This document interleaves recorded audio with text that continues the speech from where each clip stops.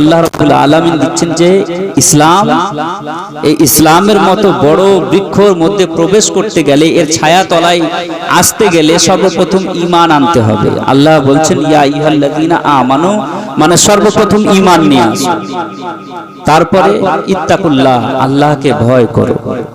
ঈমান নিয়ে আসলাম, আল্লাহকে ভয় করলাম, এতে তো সব আসলো। এবার তো জান্নাতে যাব। আল্লাহ বলছেন না, কখনো তুমি জান্নাতে যেতে পারো না। শুধু ঈমান নিয়ে আসার আল্লাহকে ভয় করা এটা জান্নাতে যাওয়ার জন্য যথেষ্ট নয়। এর পূর্বেও এর পরেও আল্লাহ রাব্বুল আলামিন বলছেন ওয়া কুনু মা'আস সাদিকিন, তারপরে ঈমান নিয়ে আসলা, আল্লাহকে ভয় করলা, এবার তোমরা আরেকটি কাজ করো, তবে তোমার ঈমান পরিপূর্ণ হবে। সেটা হচ্ছে কি? তোমরা সত্যবাদীদের সঙ্গ লাভ করো, সত্যবাদীদের সাথে থাকো, সত্যবাদীদের সাথে চলো। আল্লাহর হুকুম এটা, এটা কোনো মাওলানার হুকুম নয়, কোনো মুফতি সাহেবের হুকুম নয়, এটা আল্লাহর হুকুম যে তোমরা সত্যবাদীদের সঙ্গ লাভ করো। সত্যবাদীদের সঙ্গ লাভ করা কতটা জরুরি, কতটা ইম্পর্টেন্ট, হুজুর আলা হযরত আজিমুল বরকত মুজাদ্দিদে দ্বীন ও মিল্লাত নিজের কবিতার ভাষায় বলেন, সুনা জঙ্গল রাত अंधेरी ছাই বদলি কালি হে, সোনে वालो জাগতে রহিও চোরোं की रखवाली है। অর্থাৎ হচ্ছে এই শুনশান জঙ্গল, ভারী বৃষ্টি হচ্ছে, আর যদি রাত্রি অতিবাহিত করতে হয় জঙ্গলে, তাহলে কিন্তু খুব সাবধানে রাত অতিবাহিত করতে হবে। আর যদি বেশি পাঁয়তারা রাত্রিবেলায় জঙ্গলের মাধ্যমে করা হয়, তাহলে কি হবে? কোন দিক থেকে এসে হয়তো নেকড়ে বাঘ এসে হামলা করে শেষ করে দিবে। আর যদি নেকড়ে বাঘের কবল থেকে যদি বেঁচে যায়, তাহলে কোন দিক থেকে চোর অথবা ডাকাত এসে আপনার ধন সম্পদ তো নিয়ে যাবেই যাবে, তার সাথে দু চার চাকু মেরে কতল করে চলে যাবে, খুন করে চলে যাবে, আর করার কিছুই থাকবে না। তো জঙ্গলে যদি রাত্রি অতিবাহিত করতে হয়, তাহলে খুব সাবধানে রাত অতিবাহিত করতে হবে, না হলে কিন্তু কপালে কষ্ট আছে। ওই রকম দুনিয়াটাও হচ্ছে জঙ্গল, বরং জঙ্গলের চাইতেও নিকৃষ্ট জায়গা। এখানে দোকানে আনাচে কানাচে সব জায়গায় ঈমান চোরেরা বসে আছে। জঙ্গল তো অনেক ভালো জায়গা, যেখানে জান যাবে অথবা মাল যাবে, জান অথবা মাল যাবে। আর দুনিয়া এমন জায়গা, এখানে জান অথবা মাল যাবে না, বরং জান ও মালের চাইতেও বেশি দামি ঈমান, সেটা চলে যাবে, আর আমরা বুঝতে পারবো না। তাহলে দুনিয়াটা বড় খাতারনাক জায়গা। এখানে চলতে গেলে পদে পদে শয়তান আমাদেরকে বিভ্রান্তিতে ফেলার চেষ্টা করবে। হুজুর আলা হযরত আজিমুল বরকত মুজাদ্দিদে দ্বীন ও মিল্লাত বলেন, লহদ में इश्क रुख शाह का दाग लेके चले, अंधेरी रात सुनी थी चिराग लेके चले, तेरे गुलामों का नक्श कदम है राहे खुदा, वो क्या बहक सके जो ये सुराग लेके चले। হে আল্লাহ, তোমার ওলি আউলিয়া গৌস কুতুব সত্যবাদীদের পদঙ্ক অনুসরণ করে চলা, এটা কোনো শয়তানের পথ নয়, বরং এটা রাহে খোদা, আল্লাহরই রাস্তা। যারা ওলি আউলিয়া গৌস কুতুবদের পদঙ্ক অনুসরণ করে করে চলে, তারাই সঠিক পথে চলে। আর যারা গৌস কুতুব ওলি আউলিয়ার পীর পয়গম্বরদের পথ অনুসরণ করে চলে না, তাদেরকে কি করবে? সে শয়তানের রাস্তাতে চলে, তাকে শয়তান যে কোনো মুহূর্তে তাকে পথ চিহ্ন থেকে আলাদা করে দিয়ে জাহান্নামের রাস্তায় নিয়ে যাবে। মুআজ্জাজ সামিনে কেরাম, তো বর্তমান যে যুগ, এই যুগটা বড় ভয়াবহ যুগ। এই যুগে ঈমান আকীদা বাঁচা বড়ই কঠিন। এই যুগে নিজের ঈমান আকীদা বাঁচা, নিজের পরিবার পরিজনের ঈমান আকীদা বাঁচা, নিজের সন্তান সন্ততির জীবনকে উজ্জ্বল করা, এটা বড়ই ভয়ঙ্কর, বড়ই কঠিন। তো এই সময় আমাদেরকে করণীয় কি হবে? আমরা দেখতে পাচ্ছি গোটা দুনিয়াতে আমাদের মুসলমানদের প্রতি হাজারো রকম ভাবে নির্যাতনের শিকার আমরা। গোটা দুনিয়াতে মরছে কারা? মুসলমানরা। গোটা দুনিয়ার মধ্যে পিছিয়ে পড়া জাতি মুসলমান। গোটা দুনিয়ার মধ্যে রাজনৈতিক দিক দিয়ে আমরা পিছিয়ে, গোটা দুনিয়ার মধ্যে, গোটা পৃথিবীর মধ্যে অর্থনৈতিক দিক দিয়ে আমরা পিছিয়ে, গোটা দুনিয়ার মধ্যে আমরা শিক্ষা ও সাংস্কৃতিক দিক দিয়ে আমরা পিছিয়ে পড়া জাতি। তো আমরা যে এই পিছিয়ে পড়া জাতি, চারিদিক দিয়ে আমাদেরকে মারানো হচ্ছে, আমাদেরকে পেটা হচ্ছে। কখনো আমাদেরকে মালদা থেকে কলকাতা যেতে আমাদেরকে রাত্রিবেলায় ট্রেনে ভয় লাগছে, বাসে যেতে ভয় লাগছে। কখনো গরুর গোশতের নামে মুসলমানকে মারা হচ্ছে, কখনো লব জিহাদের নামে মুসলমানদের মুসলমানদেরকে মারা হচ্ছে, কখনো চোর নাম দিয়ে মব লিঞ্চিং করে মুসলমানদেরকে মারা হচ্ছে। ভারতে মরছে মুসলমানরা, তারপরে ভারতের বাইরে আমাদের আরাকান রাখাইন যে দেশ আছে মায়ানমার, সেখানে মরছে মুসলমান। আমাদের পার্শ্ববর্তী দেশ চীনে মরছে মুসলমান। গালফ কান্ট্রিজ যেগুলো আছে, যে আরব কান্ট্রি, যে আরব দেশগুলো আছে মধ্যপ্রাচ্য, এখানে মরছে মুসলমানরা। লিবিয়াতে মরছে মুসলমান, আফগানিস্তানে মরছে মুসলমান, সিরিয়াতে মরছে মুসলমান, ফিলিস্তিনের রাস্তা দুপাশে মুসলমানদের গোলাপ ফুলের মতো ফুটফুটে চেহারাওয়ালা ছেলেদের বিভৎস লাশ পড়ে আছে। আর গোটা দুনিয়ার মানবাধিকার নিয়ে যারা কথা বলে তারা আজ চুপ করে বসে আছে। গোটা দুনিয়ার মানুষ আজ আমাদেরকে চারিদিক দিয়ে মেরে আমাদেরকে ষড়যন্ত্র করে শেষ করে দেওয়ার পরিকল্পনা চালাচ্ছে। আর আমরা মসজিদ থেকে বাড়ি আর বাড়ি থেকে মসজিদের মধ্যে সীমাবদ্ধ হয়ে আছি। আল্লাহ রাব্বুল আলামিন পবিত্র কোরআনে বলছেন, ইউরিদুনা লিইউতফাউ নূরাল্লাহি বিআফওয়াহিহিম আল্লাহু মুতিম্মু নূরিহি ওয়ালাউ কারিহাল কাফিরুন। আল্লাহ রাব্বুল আলামিন বলছেন যে কুফরি মিল্লাতগুলো, যত রকম কুফরি মতবাদ আছে, যত রকম কুফরি ধর্মগুলো আছে, সকলে মিলে মুসলমানদেরকে আল্লাহ রাব্বুল আলামিনের নূরকে মুখের ফুঁক দিয়ে নিভিয়ে দেওয়ার চেষ্টা চালাচ্ছে। আল্লাহ রাব্বুল আলামিন নিজের নূরকে পরিপূর্ণ করবেন, নিজের দ্বীনকে পরিপূর্ণ করবেন, যদিও বা কাফির ও মুশরিক এটা অপছন্দ করুক না কেন। আল্লাহ রাব্বুল আলামিন নিজের দ্বীনকে পরিপূর্ণ করবেই, যতই মুসলমানদের প্রতি নির্যাতন হোক না কেন, যতই মুসলমানদেরকে মারা হোক না কেন, যতই মুসলমানদেরকে কাটা হোক না কেন, যতই মুসলমানদের প্রতি আকাশ থেকে বম ফেলে, রকেট ফেলে মুসলমানদের জনপদগুলোকে ধ্বংস করে দেওয়া হোক না কেন, যতই মুসলমানদের ইবাদতগাহ মসজিদগুলোকে ভেঙে দেওয়া হোক না কেন, মুসলমানদের আগামী প্রজন্মকে যতই শেষ করে দেওয়া হোক না কেন, আল্লাহ রাব্বুল আলামিন বলছেন ওয়াল্লাহু মুতিম্মু নূরিহি ওয়ালাউ কারিহাল কাফিরুন। আল্লাহ রাব্বুল আলামিন নিজের দ্বীনকে, নিজের নূরকে পরিপূর্ণ করবেন, যতই কুফরি মিল্লাতগুলো, যতই কাফির ও মুশরিকরা যতই অপছন্দ করুক না কেন, যতই তারা প্রচেষ্টা চালাক না কেন, আল্লাহ রাব্বুল আলামিন নিজের দ্বীনকে পরিপূর্ণ করবেন। এবার দ্বীনকে যে পরিপূর্ণ করবেন, কিভাবে পরিপূর্ণ করবেন? আমাদের যে দ্বীন, এটা বড় কষ্টে পাওয়া দ্বীন। এই ইসলাম যে আমাদের কাছে এসেছে বড় কষ্টে, বড় দুঃখে, বড় ত্যাগ কোরবানি দেওয়ার পর আমাদের কাছে এই দ্বীন এসেছে। কিন্তু আজ বড়ই দুঃখ লাগে, বড় আফসোস লাগে যে মুসলমান সে দ্বীনের আজ আমরা কদর করছি না, সে দ্বীনের আজ আমরা সম্মান করছি না। আজ আমরা সে দ্বীনের প্রতি যেইভাবে সম্মান জানাতে হবে সে সম্মান আমরা জানাচ্ছি না।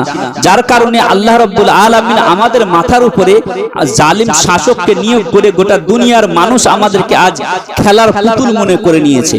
তবে মনে করবেন, আমি ইতিহাসের কিছু উক্তি দিয়ে, ইতিহাসের কিছু কথা বলে আমার কথা আমি আগে বাড়াতে চাই। বড় ধ্যান দিয়ে আমার কথা শুনতে হবে, যেটা প্রয়োজন আজকের যুগে সেটাই আমি বলবো বলেছি, এর বাইরে আমি কোনো কথা বলবো না। আজকের বর্তমান বিশ্বে আজকে আমাদের ওসমানী সালতানাত, যারা ইতিহাস নিয়ে পড়াশোনা করেছে তারা জানবে যে ভারতের পৃথিবীর বুকে দুটি সাম্রাজ্য ছিল। সেটা ছিল, একটা হচ্ছে ওসমানী সাম্রাজ্য আর একটা হচ্ছে মুঘল সাম্রাজ্য। মুঘল সাম্রাজ্যের অস্তিত্ব শেষ হয়ে যাওয়ার পরে কি হয়েছে, ওসমানী সাম্রাজ্য ভেঙে পড়েছিল। ওসমানী সাম্রাজ্যের পরে, ওসমানী সালতানাতের পরে আসে কি সোভিয়েত ইউনিয়ন। সোভিয়েত ইউনিয়নকে ভেঙে দেওয়ার আপ্রাণ চেষ্টা চালাতে লাগলো আমেরিকা। আমেরিকা সর্বপ্রথম দেখতে লাগলো যে আমার যে পৃথিবীর বুকে সবচাইতে বেশি সুপার পাওয়ার, মানে আজকের যুগে সুপার পাওয়ার আমরা দুইটি দেশকে মনে করি, সেটা হচ্ছে আমেরিকা এবং রাশিয়া। আমেরিকা মনে করলো আমার বিপক্ষ যেটা, সেটা হচ্ছে কি মুসলিম সাম্রাজ্য, খেলাফতে সালতানাতে উসমানিয়া, সালতানাতে উসমানিয়াকে ভাঙা হোক। সালতানাতে উসমানিয়াকে ষড়যন্ত্র করে মুসলমানদের সালতানাতকে, মুসলমানদের সাম্রাজ্যকে ভেঙে ফেলা হলো। তারপরে শুরু হলো সোভিয়েত ইউনিয়ন।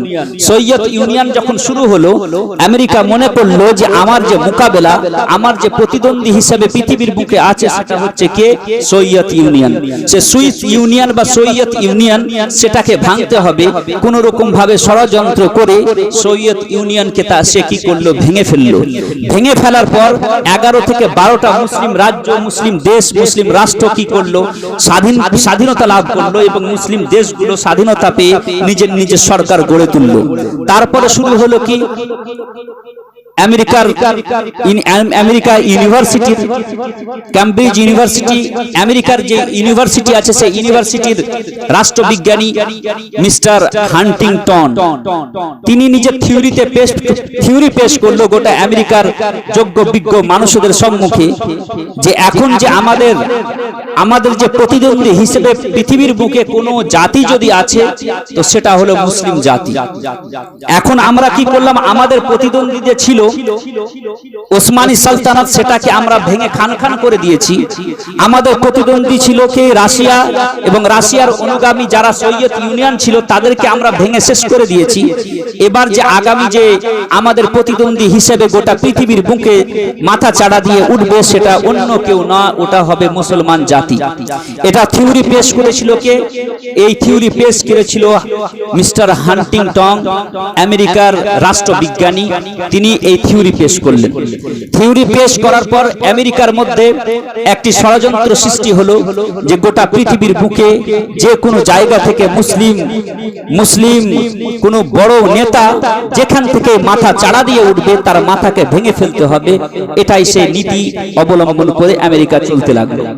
আপনারা দেখতে পাবেন গত কয়েক দশকে যেখান থেকে মুসলিম লিডাররা, যেখান থেকে মুসলিম নেতারা মাথা চাড়া দিয়ে উঠেছে, আমেরিকা তার মাথা ভেঙে দিয়েছে।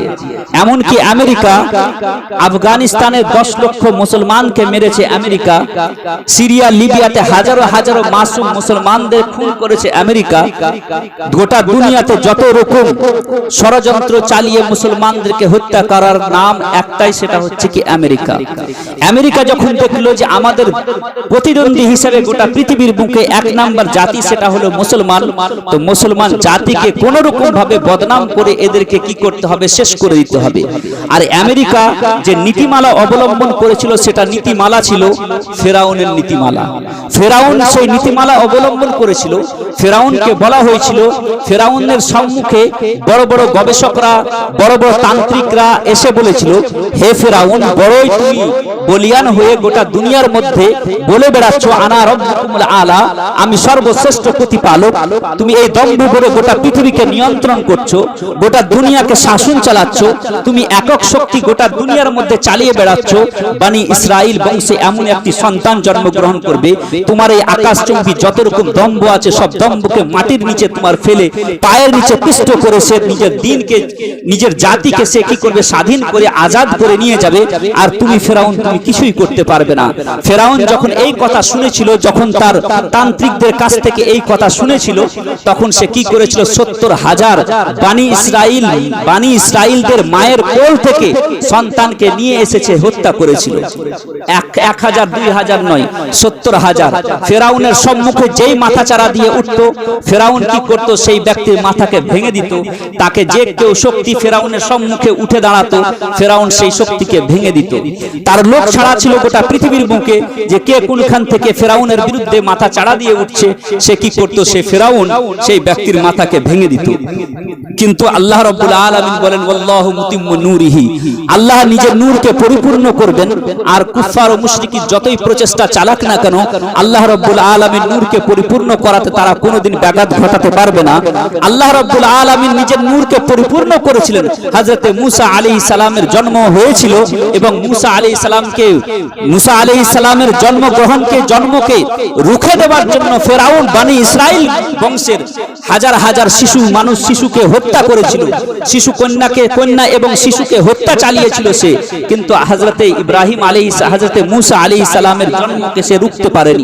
আল্লাহ রাব্বুল আলামিন হযরতে মূসা আলাইহিস সালামের জন্মকে এমন ভাবে নিজের কুদরতের মাধ্যমে জন্মগ্রহণ করিয়েছিলেন যে ফেরাউন কি করেছিল, সে জন্মকে রুখে না দিতে পেরে আল্লাহ রাব্বুল আলামিন ফেরাউন হযরতে মূসা আলাইহিস সালামকে আকাশেও মানুষ করেননি, জমিনের নিচেও মানুষ করেননি।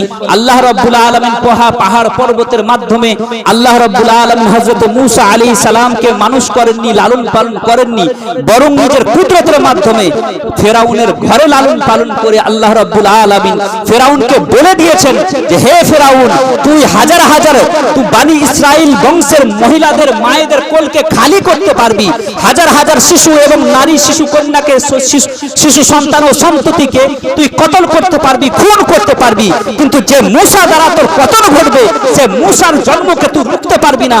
কারণ হে ফেরাউন, আমি সেই মূসাকে জন্মগ্রহণ করাবো এবং সে মূসার দ্বারাই তোর পতন ঘটাবো। আজকে যে ফেরাউনের নীতিমালা অবলম্বন করে আজকে আমেরিকা এবং রাশিয়া এবং ইসরায়েল আজকে মুসলমানদের অগ্রযাত্রাকে যে রুখে দেওয়ার পরিকল্পনা চালাচ্ছে, আল্লাহ রাব্বুল আলামিনের দ্বীনকে দুনিয়া থেকে নিস্তনাবুদ করার পরিকল্পনা চালাচ্ছে, আল্লাহ রাব্বুল আলামিন এই দ্বীনকে পরিপূর্ণ করবেন। যতই ফেরাউন নীতিমালা অবলম্বন করে, যতই আমেরিকা এবং ইসরায়েল যতই পরিকল্পনা চালাক না করো, আল্লাহ রাব্বুল আলামিনের দ্বীনকে কখনো রুখতে পারবে না। আল্লাহ রাব্বুল আলামিনের দ্বীনকে কখনো সে রুখতে পারবে না। আল্লাহ রাসূল সাল্লাল্লাহু আলাইহি ওয়াসাল্লাম বলেন যে দুনিয়ার মধ্যে প্রত্যেকটি ঘরে ঘরে ইসলামের পতাকা উড়বে। ডাক্তার ইকবাল বলেন কি মোহাম্মদ से वफा तूने तो हम तेरे हैं, ये जहां चीज है क्या लौह कलम तेरे हैं। আল্লাহ রাব্বুল আলামিন রাসূল সাল্লাল্লাহু আলাইহি ওয়াসাল্লামের সাথে যে আমরা প্রতিশ্রুতি করেছি, যে ওয়াদা করেছি, সে ওয়াদার প্রতি আমরা যদি সঠিকভাবে দণ্ডায়মান থাকি, আল্লাহ রাব্বুল আলামিন লৌহ কলম আমাদের হাতে দিয়ে দিবেন। লৌহ কলম কাকে বলা হয়? যে যা দ্বারা মানুষ জাতির, মানব জাতির, গোটা বিশ্ববাসীর, গোটা পৃথিবীর মানুষের, পৃথিবীর বাসীর ভাগ্য লেখা হয়, সেই কলমটাকে বলা হয় কলম। আর যে যাতে লেখা হয় সেটাকে বলা হয় কি? দফতি। সেই আল্লাহ রাব্বুল আলামিন সেই কলম মানব জাতির হাতে দিয়ে বলবেন, হে মানব জাতি, তুমি তোমার ভাগ্য তুমি নিজেই লেখো। আমেরিকার হোয়াইট হাউসে বসে মুসলমান তোমার ভাগ্য কেউ লিখবে না, রাশিয়াতে বসে মুসলমানদের ভাগ্য কেউ লিখবে না, চীনে বসে মুসলমানদের ভাগ্য কেউ লিখবে না, আর ভারতের লাল কেল্লাতে বসে এবং ভারতের পার্লামেন্টে বসে মুসলমানরা কি খাবে, কি পড়বে, আর কি গায়ে দিবে, আর কেমন ভাবে নিজের স্ত্রীকে এবং শরীয়ত কেমন ভাবে চলবে, এটা মুসলমানদের ভাগ্য নির্ণয় তারা করবে না, বরং মুসলমানদের ভাগ্য মুসলমানরা নিজেই লিখবে। মুআজ্জাজ সামিনে কেরাম, বড় দুঃখ লাগে, বড় আফসোস লাগে যে আজকে ফেরাউনের নীতিমালা অবলম্বন করে মনে করছে যে গোটা দুনিয়ার যত রকম শক্তি আছে সে শক্তিগুলোকে, মুসলিম শক্তি আছে সে শক্তিগুলোকে আমরা কি করে দিব, মাথাগুলোকে ভেঙে দিয়ে আমরা ফেরাউনের নীতিমালা অবলম্বন করে গোটা দুনিয়ার মধ্যে একক রাজ কায়েম করব। এটা ভুল ধারণা। কারণ আল্লাহ রাসূল সাল্লাল্লাহু আলাইহি ওয়াসাল্লাম বলেন, লা ইয়াবকা আলা জাহরিল আরদি বাইতু মাদারিন ওয়ালা ওয়াবারিন ইল্লা আদখালাহুল্লাহুল ইসলাম। পৃথিবীর বুকে কোনো একটি ঘর থাকবে না, সে ঘরটা চাহে সে ঘরটা যতই ছোট ঘর হোক না কেন, সে ঘরটা কোনো ঘর হোক না কেন, বা রাজপ্রাসাদ বড় বিল্ডিং হোক না কেন, সব ঘরে আল্লাহ রাব্বুল আলামিনের দ্বীনের পতাকা পতপত করে উঠবে, যতই কুফফার ও মুশরিক যতই অপছন্দ করুক না কেন। কিন্তু বড় দুঃখ লাগে, বড় আফসোস লাগে, এই আজকের যুগে যেখানে মুসলমানরা মার খাচ্ছে, যেখানে মুসলমানদেরকে মারা হচ্ছে, কাটা হচ্ছে, ওই সময় আমি আপনাদের সম্মুখে যদি এরকম হাদিস শোনাই, তাহলে আপনারা বলবেন যে আজকের যুগে এই হাদিস শুনিয়ে আপনি আমাদেরকে হয়তো সান্ত্বনা দিচ্ছেন, কিন্তু এটা সান্ত্বনার কথা নয়। কারণ আমরা জানি আমরা মুসলমান, আকাশ পাতাল উল্টো পাল্টা হতে পারে, আসমান থেকে চাঁদ ভেঙে পড়তে পারে, চাঁদ কি করতে পারে, পূর্ব থেকে পশ্চিম, পশ্চিম থেকে পূর্ব, উত্তর থেকে দক্ষিণে উদয় হতে পারে, কিন্তু আমার নবীর মুখ থেকে যে কথা উচ্চারণ হয়েছে, যে নবীর মুখ থেকে যে কথা বের হয়েছে, সে কথা কখনো মিথ্যা হতে পারে না। কারণ আমার রাসূলের কথাকে আল্লাহ রাব্বুল আলামিন বলেছেন, ওমা ইয়ানতিকু আনিল হাওয়া। আমার নবী নিজে মন গড়া কোনোই কথা বলেন না, যা বলেন আমার কথাই বলে, আমার রাসূল বলে গেছেন মানে সত্যি হবে। আজকে যেহেতু গোটা দুনিয়াতে আমরা মরছি, গোটা দুনিয়াতে আমরা সবচাইতে পিছিয়ে পড়া জাতি, তো পিছিয়ে পড়া জাতির কাজগুলো কি এবং কিসের জন্য পিছিয়ে পড়া জাতি, সেগুলো আমাদেরকে জানতে হবে। আজকে যেটা সবচাইতে বেশি চ্যালেঞ্জের বিষয় মুসলমানদের মধ্যে, সেটা সবচাইতে বেশি চ্যালেঞ্জের বিষয়, সেটা হচ্ছে আমরা শিক্ষার দিক দিয়ে সবচাইতে বেশি পিছিয়ে। আর একটি কথা আপনারা বলবেন যে আজকে আমরা যেখানে মুসলমানরা সঠিকভাবে নিজের অধিকার পাচ্ছে না, আমরা আমাদের ছেলে মেয়েদেরকে পড়ালেখা করিয়ে উচ্চ শিক্ষায় শিক্ষিত তো করিয়ে দিচ্ছি, কিন্তু তারা উচ্চ শিক্ষায় শিক্ষিত হয়ে যাওয়ার পর বড় বড় চাকরি পাচ্ছে না, তো পড়িয়ে লাভ কি হবে? বা আমাদের সম্মুখে অনেক আমাদের সম্মুখে ব্যাঘাত আছে, যেগুলো আমাদেরকে, আমাদের ছেলে মেয়েদেরকে আগে বাড়তে দেওয়া হচ্ছে না। কম্পিটিশনের যুগ, আমাদের ছেলে মেয়েদেরকে চাকরি দিচ্ছে না। এটা যদি বলেন তাহলে আমি বলবো ভুল বলবেন। আমি বলবো ভুল বলবো, কারণ বর্তমান যে বিশ্ব, সেই বিশ্বতে আমরা যে যুগে বসবাস করি সেই যুগটাকে বলা হয় ডিজিটাল যুগ, আধুনিক যুগ। এই যুগে কম্পিটিশনের যুগ। যার কাছে যত বেশি সালাহিয়ত থাকবে, দক্ষতা থাকবে, আপনার ভিতরে জ্ঞান থাকবে, যতই বড় আপনার, যত বেশি আপনার ভিতরে ট্যালেন্ট থাকবে, গোটা দুনিয়ার মানুষ আপনাকে খুঁজে বেড়াবে। আপনার আমার সন্তানের ভিতরে যদি ট্যালেন্ট থাকে, গোটা দুনিয়া আপনারাও আমার সন্তানকে খুঁজে বেড়াবে। আপনি বলবেন যে গোটা দুনিয়াতে আমাদেরকে কি করা হচ্ছে, আমাদের সন্তানদেরকে চাকরি দেওয়া হচ্ছে না, বা আমাদের সন্তানদেরকে আগে বাড়তে দেওয়া হচ্ছে না, যার কারণে আমরা আমাদের সন্তানদেরকে বেশি পড়ালেখা করাচ্ছি না। আমি বলবো এটা ভুল, কারণ আমরা ডিজিটাল যুগের মানুষ। আজকের যুগে আমরা সঠিকভাবে নামাজ পড়তে পারি, সঠিকভাবে রোজা, হজ, যাকাত, শরিয়াতে ইসলামিয়ার যত রকম হুকুম আহকাম আছে সবকে আমরা সঠিকভাবে পালন করতে পারি। কেউ আমাদেরকে রুখার মতো নেই। তবে এর পূর্বে আপনি একবার রাসূল করিম সাল্লাল্লাহু আলাইহি ওয়াসাল্লামের প্রথম ইসলাম যখন মক্কার মধ্যে যখন ইসলামের যখন আগমন ঘটে, আর ইসলাম যখন রাসূল করিম সাল্লাল্লাহু আলাইহি ওয়াসাল্লাম অলিতে গলিতে যখন ইসলামের প্রচার ও প্রসার করেন, তখনকার যুগটাকে একবার সম্মুখে রাখুন। তখনকার যুগ আর এখনকার যুগ, সেই আরবের সেই অন্ধকারময় যুগ আর বর্তমান যুগকে যদি সামনে কম্পেয়ার করা যায়, তাহলে আমরা বুঝতে পারি সেই যুগটা বড় খারাপ যুগ ছিল। বর্তমান যুগের তুলনায় সেই যুগটা বড়ই খারাপ যুগ, বড় নির্মম যুগ, বড় দুঃখের যুগ ছিল। আর আজকের যুগ ততটা খারাপ যুগ নয়। এখন আমরা রোজা, নামাজ, হজ, যাকাত সবকিছু করতে পারছি। সেই যুগে কিন্তু এরকম ছিল না। সেই যুগে কেউ যদি নামাজ পড়তো তার প্রতি নির্যাতন চালানো হতো, কেউ যদি রোজা করতো তার প্রতি নির্যাতন চালানো হতো, কেউ যদি মক্কার চত্বরে ইবাদত করতো তার উপরে নানান রকম নির্যাতন করা হতো, কেউ যদি প্রকাশ্যে কলেমার বাণী, কলেমা প্রকাশ্যে কেউ যদি কলেমা পড়তো তো তাকে কি করা হতো, কতল করা হতো।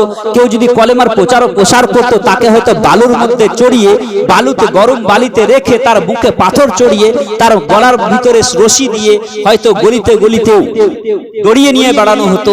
রাসূল করিম সাল্লাল্লাহু আলাইহি ওয়াসাল্লাম এমনকি নিজের কলমা, নিজের দ্বীনের প্রচার ও প্রসার করার জন্য আল্লাহ রাসূল সাল্লাল্লাহু আলাইহি ওয়াসাল্লাম তায়েফে 3 থেকে 4 বার মার খেয়েছেন, গোটা শরীরে রক্তে রক্তাক্ত হয়ে গেছে।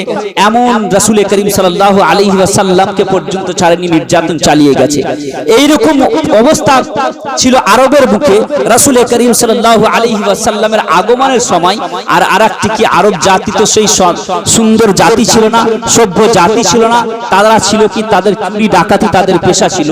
তাদের কি ছিল, তারা চুরি করা তাদের পেশা ছিল, ডাকাতি করা তাদের পেশা ছিল, নারী শিশুকে জীবন্ত কবর দেওয়া তাদের পেশা ছিল, নারী শিশুকে আতুর ঘরে গলা টিপে মেরে দেওয়া তাদের কাজ ছিল।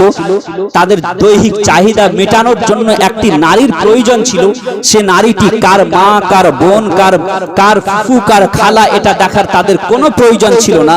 তার শরাব পান করা, মদ পান করা, মানুষের প্রতি নির্যাতন চালানো, এই সব ছিল তাদের দিনকাল। এইভাবে তাদের কাজ ছিল। ওই সময় রাসূল করিম সাল্লাল্লাহু আলাইহি ওয়াসাল্লামের আগমন হলো এবং রাসূল করিম সাল্লাল্লাহু আলাইহি ওয়াসাল্লাম মরুময় মক্কা হতে যখন উদয় হলেন এবং আস্তে আস্তে রাসূল করিম সাল্লাল্লাহু আলাইহি ওয়াসাল্লাম যখন সূর্যের কিরণের ন্যায় যখন গোটা আরবের মধ্যে যখন ছড়িয়ে পড়লেন, রাসূল করিম সাল্লাল্লাহু আলাইহি ওয়াসাল্লামের কলমার প্রচার যখন আস্তে আস্তে পুরো আরব ভূখণ্ডের মধ্যে যখন ছড়িয়ে পড়ল, তখন রাসূল করিম সাল্লাল্লাহু আলাইহি ওয়াসাল্লামের আদর্শে অনুপ্রাণিত হয়ে সে অন্ধকারময় যুগের জাহিলিয়াত যুগের মানুষ, অন্ধকারময় যুগের মানুষ সোনা হয়ে শিক্ষা দীক্ষা আদর্শে গোটা বিশ্বকে পথ দেখিয়েছিল। আরববাসীরা রাসূল করিম সাল্লাল্লাহু আলাইহি ওয়াসাল্লামের আদর্শে অনুপ্রাণিত হয়ে যারা ছিল চোর, যারা ছিল ডাকাত, তারা সমাজের মালের পাহারাদার হয়ে গেছিল, সমাজের মালের রক্ষক হয়ে গেছিল। যারা ছিল কি, যারা শরাব পান করা যাদের পেশা ছিল, মদ পান করা যাদের পেশা ছিল, রাসূল করিম সাল্লাল্লাহু আলাইহি ওয়াসাল্লামের আদর্শে এসে তারা শরাব এবং মদকে নিজের গলিতে, নিজের বাড়ির আঙিনাতে বইয়ে দিতে বাধ্য হয়েছিল। যারা নারীকে নিজের ভোগ বিলাসের বস্ত্র মনে করত, রাসূল করিম সাল্লাল্লাহু আলাইহি ওয়াসাল্লামের আদর্শে এসে তারা নারীর পায়ের নিচে জান্নাত, মায়ের পায়ের নিচে জান্নাত মানতে তারা বাধ্য হয়েছিল। যারা মনে করছিল যে নারীকে বড় করলে পরে আমাদের সম্মানের হানি হবে। তারা নারীকে, শিশু কন্যাকে বড় করে বাড়িতে নিজের বাড়িতে লালন পালন করে বড় করে বিবাহ শাদী করিয়ে তারা জান্নাতের অধিকারী হতে বাধ্য হয়েছিল। এমন অবস্থা আরবের মধ্যে হয়ে গেছিল, যারা চোর ডাকাত ছিল তারা পৃথিবীর গরিবের ঘরে ঘরে তাদের অধিকার পৌঁছে দিতে তারা বাধ্য হয়েছিল। রাসূল করিম সাল্লাল্লাহু আলাইহি ওয়াসাল্লাম আরবের বুকে এসে হুজুর সাল্লাল্লাহু আলাইহি ওয়াসাল্লাম নিজের আদর্শ দিয়ে হুজুর সাল্লাল্লাহু আলাইহি ওয়াসাল্লাম এমনকি আল্লাহ রাব্বুল আলামিন গোটা আরব কি গোটা পৃথিবীবাসীকে একবার নেদা দিয়ে বললেন, হে গোটা পৃথিবীবাসী, তোমরা তো কি ছিলে? তোমরা তো অসভ্য জাতি ছিলে, তোমরা তো নোংরা জাতি ছিলে, তোমরা তো মর্মর জাতি ছিলে, তোমরা তো চুরি ডাকাতি তোমাদের পেশা ছিল। আরে আমার রাসূল সাল্লাল্লাহু আলাইহি ওয়াসাল্লাম আসলো, তোমরা চোর ছিলে, তোমাদেরকে সঠিক পথে নিয়ে আসলো, তো আমার রাসূল নিয়ে আসলো। আমার আল্লাহ রাব্বুল আলামিন গোটা বিশ্ববাসীকে নেদা দিয়ে বলেন, হে বিশ্ববাসী, শোনো শোনো শোনো, তোমরা কি ছিলে? আমার রাসূল সাল্লাল্লাহু আলাইহি ওয়াসাল্লাম যদি না আসতো, তোমরা তো কখনো চন্দ্রের সম্মুখে দাঁড়িয়ে তোমরা কি করতে? নম নম করতে। কখনো চাঁদকে নিজের খোদা বলে তোমরা মানতে বাধ্য হয়েছিলে, কখনো সূর্যের সম্মুখে তোমরা দাঁড়িয়ে হাত জোর করে দাঁড়িয়ে তাকে খোদা বলে মানতে তোমরা বাধ্য হয়েছিলে, কখনো বটগাছের সম্মুখে দাঁড়িয়ে তোমরা কি করছিলে? তাকে খোদা বলে স্বীকার করছিলে, কখনো অগ্নিকুণ্ডের সম্মুখে দাঁড়িয়ে তোমরা তাকে খোদা বলে মানছিলে, কখনো সমুদ্রের সম্মুখে দাঁড়িয়ে তোমরা সমুদ্রকে তোমরা নিজের প্রভু বলে স্বীকার করে বসেছিলে, কখনো তোমরা পাহাড়ের দিকে তাকিয়ে বড় বড় পাথরের সম্মুখে দাঁড়িয়ে তোমরা সে পাথরকে খোদা বলে মানতে বাধ্য হয়েছিলে, কখনো পাহাড়ের দিকে তাকিয়ে তোমরা খোদা বলে মেনে নিয়েছিলে। আরে আমার রাসূল এসে তোমাদেরকে একটি কনসেপ্ট দিয়ে গেলেন, তোমাদেরকে একটি চিন্তাধারা দিয়ে গেলেন যে হে গোটা বিশ্ববাসী, তোমরা তো এখন পর্যন্ত কখনো সূর্যের সম্মুখে মাথা নত করেছো, কখনো তোমরা পাহাড়ের সম্মুখে মাথা নত করেছো, কখনো তোমরা চন্দ্র এবং সূর্যের সম্মুখে মাথা নত করেছো, কখনো তোমরা কি করছো? বড় বড় পাথরের সম্মুখে মাথা নত করেছো, কখনো 360টি মূর্তি রেখে তোমরা তার সম্মুখে তাকে খোদা বলে তোমরা মানতে বাধ্য হয়েছিলে। এখন ইসলামের আগমন ঘটেছে, এখন ইসলাম তোমাকে দুনিয়াবাসীকে, গোটা দুনিয়াবাসীকে শিক্ষাও দিবে আর গবেষণা করার জন্য সূচনাও দিবে যে হে গোটা দুনিয়াবাসী, তোমরা কখনো পাহাড়ের সম্মুখে মাথা নত করলে, কখনো তোমরা কীট পতঙ্গের সম্মুখে মাথা নত করলে, কখনো চন্দ্র সূর্যের সম্মুখে মাথা নত করলে, এখন মাথা নত করা বাদ দিয়ে তোমরা এক আল্লাহর প্রতি গবেষণা করো এবং গোটা দুনিয়ার সৃষ্টি জীবের প্রতি গবেষণা করো। কখনো পাহাড়ের দিকে তাকিয়ে গবেষণা করো, কখনো চন্দ্র সূর্যের দিকে তাকিয়ে গবেষণা করো, কখনো তোমরা কি আসমানের উচ্চতার প্রতি গবেষণা করো। যখন তোমরা গোটা দুনিয়ার এই সৃষ্টি জীবের প্রতি গবেষণা করবে, তখনই তোমরা তোমার সৃষ্টিকর্তার সন্ধান পাবে, তখনই তোমরা তোমার এক আল্লাহর তোমরা সন্ধান পাবে। মক্কাবাসীরা যখন রাসূল করিম সাল্লাল্লাহু আলাইহি ওয়াসাল্লামের কথা শুনে রাসূলের কথার প্রতি ঈমান এনেছিল, তখন দেখা গেছিল সে আরবের অসভ্য জাতি, বর্বর জাতি। আল্লাহ রাসূল সাল্লাল্লাহু আলাইহি ওয়াসাল্লামের আদর্শে আসার পর সেই অসভ্য জাতি আরব থেকে নিয়ে আফ্রিকার গহীন কোণ পর্যন্ত ইসলামের পতাকাকে পটপট করে উড়িয়েছিল। আর সে জাতি আজ গোটা দুনিয়াতে, সে জাতি যে জাতি গোটা দুনিয়াকে নেতৃত্ব দিয়েছিল, সে জাতি আজ সব চাইতে বেশি নেতাহীন, অস্তিত্বহীন। আমাদের নাই কোনো নেতা, আমাদের নাই কোনো পথ প্রদর্শক, আমাদেরকে সঠিক রাহবার আমাদের নেই, সঠিক আমাদের নেতা নেই। আজ সে জাতি আজ নীতিহীন, আজ সে জাতি আজ শিক্ষা থেকে দূরে, গবেষণা থেকে দূরে। বড় দুঃখ লাগে, বড় আফসোস লাগে। রাসূল করিম সাল্লাল্লাহু আলাইহি ওয়াসাল্লাম যে দিন অত কষ্ট করে, অত ত্যাগ ও কুরবানি করে আমাদেরকে দিলেন, এমনকি সাহাবায়ে কেরাম, তাবেঈন, তাবেঈন, উলামায়ে কেরামরা এত ত্যাগ ও কুরবানি করার পর এত দিন, এই দিন আমাদেরকে কষ্ট করে আমাদের কাছে পৌঁছালেন, সে দিনের আমরা কদর করলাম না, যার কারণে গোটা দুনিয়াতে আজ আমরা পদদলিত, লাঞ্ছিত, অপমানিত। গোটা দুনিয়াতে আজ আমরা গোটা দুনিয়ার মধ্যে পিছিয়ে পড়া জাতি, গোটা দুনিয়াতে আমরা মার খাচ্ছি। গোটা দুনিয়ার মানুষ আমাদেরকে খেলার পুতুল মনে করে নিয়েছে। একটা উদাহরণ দিয়ে আমার কথা আগে বাড়াতে চাই। আমাদের দেশে দুই ধরনের মাছি পাওয়া যায়। একটা মাছির নাম হচ্ছে শুধু মাছি, যাকে মারার জন্য পৌরসভা থেকে, অঞ্চল অফিস থেকে, পঞ্চায়েত থেকে bleaching powder, gammaxene powder, gas ছিটানো হয় এদেরকে মারার জন্য। একে মারার জন্য গ্যাস ছিটানো হয়, ব্লিচিং পাউডার ছিটানো হয়। আমি বলবো এটাও মাছি, এই মাছি একটি কীট। আর এটাকে আপনি কেন মারছেন? তো আপনি বলবেন যে এই মাছি দ্বারাই সমাজের মধ্যে ভাইরাস ছড়ায়, সমাজের মধ্যে কি হয়? রোগ ছড়ায়, মানুষ রোগ আক্রান্ত হয়। সমাজের মধ্যে কি হয়? এর দ্বারাতে ভাইরাস ছড়ায়, রোগ ছড়ায়, যার কারণে একে মারা হয়। এই মাছির দ্বারাই ব্যাকটেরিয়া ছড়ায়। মাছির আরেকটি প্রকার আছে, যে মাছির নাম হচ্ছে মৌমাছি, মধুমাছি, যেটাকে মারা হয় না, যাকে মারার জন্য অঞ্চল অফিস থেকে, পৌরসভা থেকে কোনো ব্লিচিং পাউডার ছিটানো হয় না, গ্যাস ছিটানো হয় না, বরং একে সঠিকভাবে সুন্দরভাবে একে আলমারিতে রাখা হয়, একে সাজিয়ে রাখা হয়। এ যদি অসুস্থ পড়ে তো একে সুস্থ করার জন্য ঔষধ মেডিসিন ব্যবহার করা। আমি বলবো দুটোই মাছি, দুটোকেই আপনি মারেন আর না হলে দুটোকেই ছাড়েন। আপনি বলবেন মাওলানা সাহেব একটার দ্বারাই মানব জাতি কি হয়, ক্ষতি হয়, সমাজকে সে কি করে, সমাজের মধ্যে রোগ ছড়ায়। আর একটা যে মাছি, সে মাছি যদিও বা সে কি, কিন্তু সে মাছি, সেটা মধুমাছি, আর সেটার দ্বারাই সমাজের মধ্যে কোন রকম ক্ষতি হয় না, বরং মানুষ যদি ব্যাকটেরিয়া যুক্ত হয় তাহলে সে কি হয়, রোগ থেকে রোগ মুক্ত হয়। মধু খেয়ে মানুষের কি হয়, রোগ মুক্ত হয়। একটা মাছি দ্বারাই মানুষ কি হয়, রোগাক্রান্ত হয়, আর একটা মাছি দ্বারাই মানুষ রোগ থেকে মুক্তি পায়, যার কারণে ওটাকে সাজিয়ে রাখা হচ্ছে। আমিও বলবো ওই রকম মুসলমানদের দুইটি ক্যাটাগরি। একটি ক্যাটাগরির নাম হচ্ছে আমিও আপনি, আব্দুর রহমান, আব্দুল খালিক, আব্দুল বারি, এটা হচ্ছে একটি ক্যাটাগরি।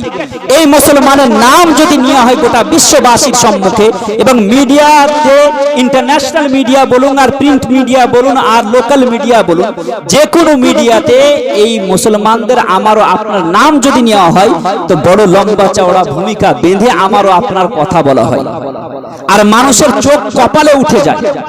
গোটা দুনিয়ার মুসলমান কি, গোটা দুনিয়ার মানুষের চোখ কপালে উঠে যায়। আমাকে আর আপনাকে গোটা দুনিয়ার মানুষ বোঝ মনে করে, যার কারণে আমাদেরকে খেলার পুতুল মনে করে আমরা মরি বাঁচিয়ে, কারো কোনো ক্ষতি নাই, কারো কোনো দেখার দরকার নেই। কিন্তু মুসলমানের আরেকটি ক্যাটাগরি আছে, যাকে, যে মুসলমানদের নাম নিয়ে শুধু মুসলমানই নয় বরং মুসলমান তো গর্ববোধ করেই করে, গোটা পৃথিবীবাসী, গোটা ইন্ডিয়ার, গোটা দুনিয়ার মানুষ এবং ভারতের মানুষ তাদেরকে নাম নিয়ে গর্ববোধ করে। সে মুসলমানের নাম হচ্ছে এপিজে আব্দুল কালাম। এপিজে আব্দুল কালামের নাম নিয়ে গোটা ভারতবাসী অ্যাজ এ ইন্ডিয়ান, গোটা দুনিয়ার মানুষ এবং ইন্ডিয়ার মানুষ তাদেরকে নাম নিয়ে গর্ববোধ করে। ইবনে সিনা, তার নাম নিয়ে গোটা দুনিয়ার মানুষ গর্ববোধ করে। সাহিত্যের সম্রাট কবি নজরুলের নাম নিয়ে গোটা ভারতবাসী, ভারত ভূখণ্ডের মানুষ কি করে, গর্ববোধ করে।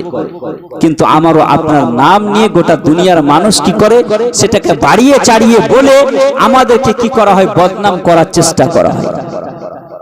দুটোই মানুষ, দুটোই মুসলমান। একটি মুসলমানের নাম নিতে ভয় করে আর একটি মুসলমানের নাম নিতে গোটা দুনিয়ার মানুষ গর্ববোধ করে। আমি বলবো এ পার্থক্য কেন? তো আপনি বলবেন যে আমারও আপনার দ্বারাই গোটা ভারত কি, গোটা রাষ্ট্রের কোনো কাজ হয় না, গোটা দুনিয়ার মানুষ আমাদেরকে বোঝ মনে করে। আর এপিজে আব্দুল কালামের নাম নিয়ে গোটা দুনিয়ার মানুষ গর্ববোধ করে। তার কারণ হচ্ছে এই যে এপিজে আব্দুল কালাম ভারতের জন্য সে কি হয়ে গেছে, প্রয়োজন হয়ে গেছে, রাষ্ট্রের জন্য সে প্রয়োজন হয়ে গেছে, যার কারণে ভারতের মানুষ, গোটা রাষ্ট্রের মানুষ তাদের নাম নিয়ে গর্ববোধ করে। একটি এপিজে আব্দুল কালাম, এই জাতি, একটি এপিজে আব্দুল কালামের নাম নিয়ে গোটা ভারতবাসী গর্ববোধ করে। তাহলে চিন্তা করুন, আমার আপনার সন্তানদেরকে যদি আমরা এপিজে আব্দুল কালামের মতো ঘরে ঘরে আমরা যদি সায়েন্টিস্ট বানিয়ে দিই, আমাদের সন্তানদেরকে বড় বড় শিক্ষিত করে, বড় বড় ট্যালেন্টের অধিকারী করে, তাদেরকে যদি বড় বড় সায়েন্টিস্ট তৈরি করে, তাদেরকে যদি আমরা নাসাতে পাঠাই, তাদেরকে যদি বড় বড় ট্যালেন্টেড এবং এপিজে আব্দুল কালামের মতো বড় সায়েন্টিস্ট করে, মিসাইল ম্যান তৈরি করে যদি আমরা নিজের ঘরেও বসিয়ে রাখি, আমেরিকা থেকে আসবে আপনার বাড়ি লোক যে আপনার সন্তানকে নিয়ে যেতে, ইসরায়েল থেকে আসবে আমাদের সন্তানদেরকে নিয়ে যেতে, রাশিয়া থেকে আসবে আমাদের সন্তানদেরকে নিজের বাড়ি থেকে তুলে নিয়ে যেতে। আর এই জাতি একটি এপিজে আব্দুল কালাম দিয়ে এই জাতির দায়িত্ব পূর্ণ হয় না, একটি সাহিত্য সম্রাট কবি নজরুলকে দিয়ে এই জাতির দায়িত্ব সমাপ্ত হয় না, একটি ইবনে সিনার মতো বড় সায়েন্টিস্টকে দিয়ে এই জাতির দায়িত্ব সমাপ্ত হয় না। আমাদের ঘরে ঘরে এপিজে আব্দুল কালাম তৈরি করতে হবে, আমাদের ঘরে ঘরে কবি নজরুল তৈরি করতে হবে, আমাদের ঘরে ঘরে ইবনে সিনার মতো বড় সায়েন্টিস্ট তৈরি করতে হবে। তবে এই জাতির মাথায় যে কালি আছে, সে কালিমা মুক্ত হব আমরা। আজকে আমরা টাকা তো আল্লাহ অনেক দিয়েছে আমাদেরকে, কিন্তু টাকা পাওয়ার পরেও আমরা না দিন আছে আমাদের কাছে, না দুনিয়া আছে। মনে করছি যে আমরা দিনও নাই, আমাদের কাছে দুনিয়াও নাই, টাকা আছে তো আমাদের সন্তানরা তো বড় হবে, আমাদের সন্তানরা তো বড় বড় জায়গা যাবে, শিক্ষিত তো হবে। কিন্তু আমাদের সমাজ দিন যত এগোচ্ছে তত আমাদের সমাজ মূর্খামির দিকে যাচ্ছে। চিন্তা করো আমাদের আকাবিরিন, আমি প্রথমে যে আয়াতে কারিমা তেলাওয়াত করেছি যে ইয়া আইয়ুহাল্লাযীনা আমানু তাকুল্লাহ ওয়া কুনু মা'আস সাদিকিন, হে ঈমানদারগণ আল্লাহকে ভয় করো আর সত্যবাদীদের সঙ্গ লাভ করো। তো সত্যবাদীদের সঙ্গ যে লাভ করতে বলা হয়েছে আমাদেরকে, তো আমাদের যত রকম সত্যবাদী আছে, ওলি আউলিয়া গওস কুতুব, কাউকে মূর্খ দেখাতে পারবে? আমরা খাজা গরিব নওয়াজের খুব ভক্ত। খাজা গরিব নওয়াজ কোন মূর্খ ব্যক্তির নাম ছিল? গৌসে আজম বড় পীর আব্দুল কাদের জিলানী কোন মূর্খ ব্যক্তির নাম? কলম সম্রাট, নবীর ইশকের সম্রাট হুজুর আলা হযরত আজিমুল বরকত মুজাদ্দিদে দ্বীন ও মিল্লাত কোন মূর্খ ব্যক্তির নাম? যে সময় মানুষ 5% লেখাপড়া জানতো না, ওই সময় আজ থেকে প্রায় 150 বছর পূর্বে যে মানুষটি 1500 কিতাব লিখে গেছেন, যে সময় মুসলমানরা পড়ালেখা জানতো না। কার জন্য?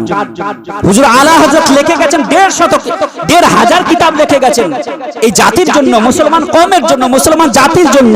কারণ হুজুর আলা হযরত জানতেন 150 বেশি সায়েন্সে হুজুর আলা হযরত কিতাব লিখে গেছেন। কারণ হুজুর আলা হযরত শুধু একজন লেখক ছিলেন না, যুগের তো মুজাদ্দিদ ছিলেন, বরং আল্লাহর একজন যোগ্য, একজন আল্লাহর ওলি ছিলেন, যুগের গওস ছিলেন। তিনি জানতেন যে আগামী যে যুগটি আসছে সে যুগটি গবেষণার যুগ হবে, কম্পিটিশনের যুগ হবে, আর সায়েন্সের যুগ হবে। সেই সময় আমার এই জাতি, আমার এই বই দ্বারা কি হবে, সেই সময় উপকৃত হবে। কিন্তু আমরা জানি না, আমরা পড়ি না। আমরা যদি পড়ি তবে তো আমরা হুজুর আলা হযরতের বই পড়তে পারবো। আমরা আমাদের সমাজকে শিক্ষিতই করতে পারছি না। এই হচ্ছে আমাদের সমাজের অবস্থা। এই যদি হয় আমাদের সমাজের অবস্থা, তো বড় দুঃখ লাগে, বড় আফসোস লাগে। ওই দিন বেশি দূরে নয় যেদিন ফিলিস্তিনের মতো আমাদের অবস্থা হবে। ওই দিন বেশি দূরে নয় যেদিন রাখাইনের মতো আমাদের দেশের অবস্থা হবে। সেই দিন বেশি দূরে নয় যেদিন চীনের মতো এবং ফিলিস্তিন এবং আফগানিস্তানের মতো অবস্থা আমাদের দেশের হবে। কারণ আমাদের সন্তানরা যদি শিক্ষিত না হয় এবং বড় বড় জায়গায় যদি না পৌঁছায়, তাহলে আমাদেরকে বাঁচানোর জন্য কেউ থাকবে না। আজকে বলা হচ্ছে বাড়িতে বাড়িতে তোমরা অস্ত্র রাখো, বাড়িতে বাড়িতে হাতিয়ার রাখো। তবে এরা জানে না যে হাতিয়ার রাখলে হাতিয়ারের দ্বারাই, শুধু অস্ত্র দ্বারাই মানুষের মধ্যে শুধু ত্রাস ছড়ায়, টেররিজম ছড়ায়, সন্ত্রাস ছড়ায়। হাতিয়ার দ্বারাই মানুষ কোনোদিন মানুষ হতে পারে না, বরং মানুষ পশুই হয়ে থাকে। আজ বলা হচ্ছে বাড়িতে বাড়িতে অস্ত্র রাখো, কিন্তু আমরা যে ধর্ম অবলম্বনকারী এবং ইসলাম শান্তিময় ধর্ম, আমাদের তো ধর্ম সেটাই যেটাতে বলা হয়েছে নুন ওয়াল কলমি ওয়া মা ইয়াসতুরুন। আল্লাহ রাসূল সাল্লাল্লাহু আলাইহি ওয়াসাল্লাম যখন মক্কার বুকে যখন নুন এবং কলম এবং কলমের লেখার কসম আল্লাহ রাব্বুল আলামিন কোরআনের মধ্যে যখন খেলেন, তখন সে আরব ভূখণ্ডের মধ্যে মূর্খ জাতিরা যখন এই কলম এবং কলমের কসম খাওয়া শুনতে পেলেন, তখন দেখা গেছিল রাসূল করিম সাল্লাল্লাহু আলাইহি ওয়াসাল্লামের ইহলোক থেকে পরলোক গমন করার সময় আরবের মধ্যে 17 জন যখন লেখাপড়া জানতো, ওই সময় রাসূল করিম সাল্লাল্লাহু আলাইহি ওয়াসাল্লাম আরবের বুকে 1 লাখের বেশি মানুষের হাতে কলম ধরিয়ে গেছে সেই সময়। আরে আমরা তো সেই ধর্ম মাননেওয়ালা যে ধর্মতে কলমের কসম খাওয়া হয়েছে, নুন ওয়াল কলমি ওয়া মা ইয়াসতুরুন। কলম এবং কলমের লেখার কসম খেয়েছেন আল্লাহ রাব্বুল আলামিন। তাহলে কলম কত ইম্পর্টেন্ট। আমাদেরকে কলমের কসম খেয়ে আমাদেরকে বলা হয়েছে কলম আমাদেরকে রাখতে হবে, কারণ কলমের দ্বারাই পরমাণুকে নিচে নামানো যায়। কলমের দ্বারাই পুরো দেশকে গোলামের জিনজিরে বাঁধানো যায়, গোলামের শিকলে বাঁধা যায়। কলমের দ্বারাই মানুষকে যদি ফাঁসি দেওয়া হয়, তো কলমের দ্বারাতে কলমের একটি সিগনেচারে সে ফাঁসিকে বন্ধ করে দেওয়া হয়। কারণ কলম হচ্ছে তালোয়ারের চাইতে ধারালো। ইসলাম তালোয়ারের দ্বারাই ছড়ায়নি। যদি ইসলাম তালোয়ারের দ্বারাই ছড়াতো, গোটা পৃথিবীর বুকে কোনো একটা অমুসলিম থাকতো না। ইসলাম প্রথমে দিলকে ঝুঁকিয়েছে, তারপরে কপালকে ঝুঁকিয়েছে। আর আজ যারা বলে ইসলাম তালোয়ারের জোরে গোটা দুনিয়ার মধ্যে প্রসার হয়েছে, আমি বলবো তারা ইসলামের অধ্যয়ন করতে তারা ব্যর্থ হয়েছে। সঠিকভাবে ইসলাম পড়তে, ইসলামের অধ্যয়ন করতে তারা ব্যর্থ হয়েছে। এর থেকে ভালো ভাষা আমার কাছে নেই। আজকে অস্ত্র রাখতে বলা হচ্ছে। আমরা অস্ত্র রাখার পক্ষে নয়, আমরা শান্তিময় ধর্মের মানুষ। আমরা তো ওই ধর্মের মানুষ যাদের ধর্মের নাম হচ্ছে ইসলাম, যাদের ধর্মের নাম ইসলাম। আবার আমাদের নবীর নাম হচ্ছে কি নবিউস সালাম, আমাদের কিতাবের নাম হচ্ছে কিতাবুস সালাম, আমাদের ধর্ম হচ্ছে কি রিলিজিয়ন অফ পিস। এইরকম ধর্ম অবলম্বনকারী আমরা, যে ধর্মে হাতিয়ারকে অস্ত্র বানিয়ে যে ধর্ম চেষ্টা চালাবে সে ধর্ম লুট হয়ে যাবে, শেষ হয়ে যাবে। আমরা হচ্ছি কলম এবং কলম রাখা বান্দা এবং কলমের কসম খাওয়া ধর্মের বান্দা।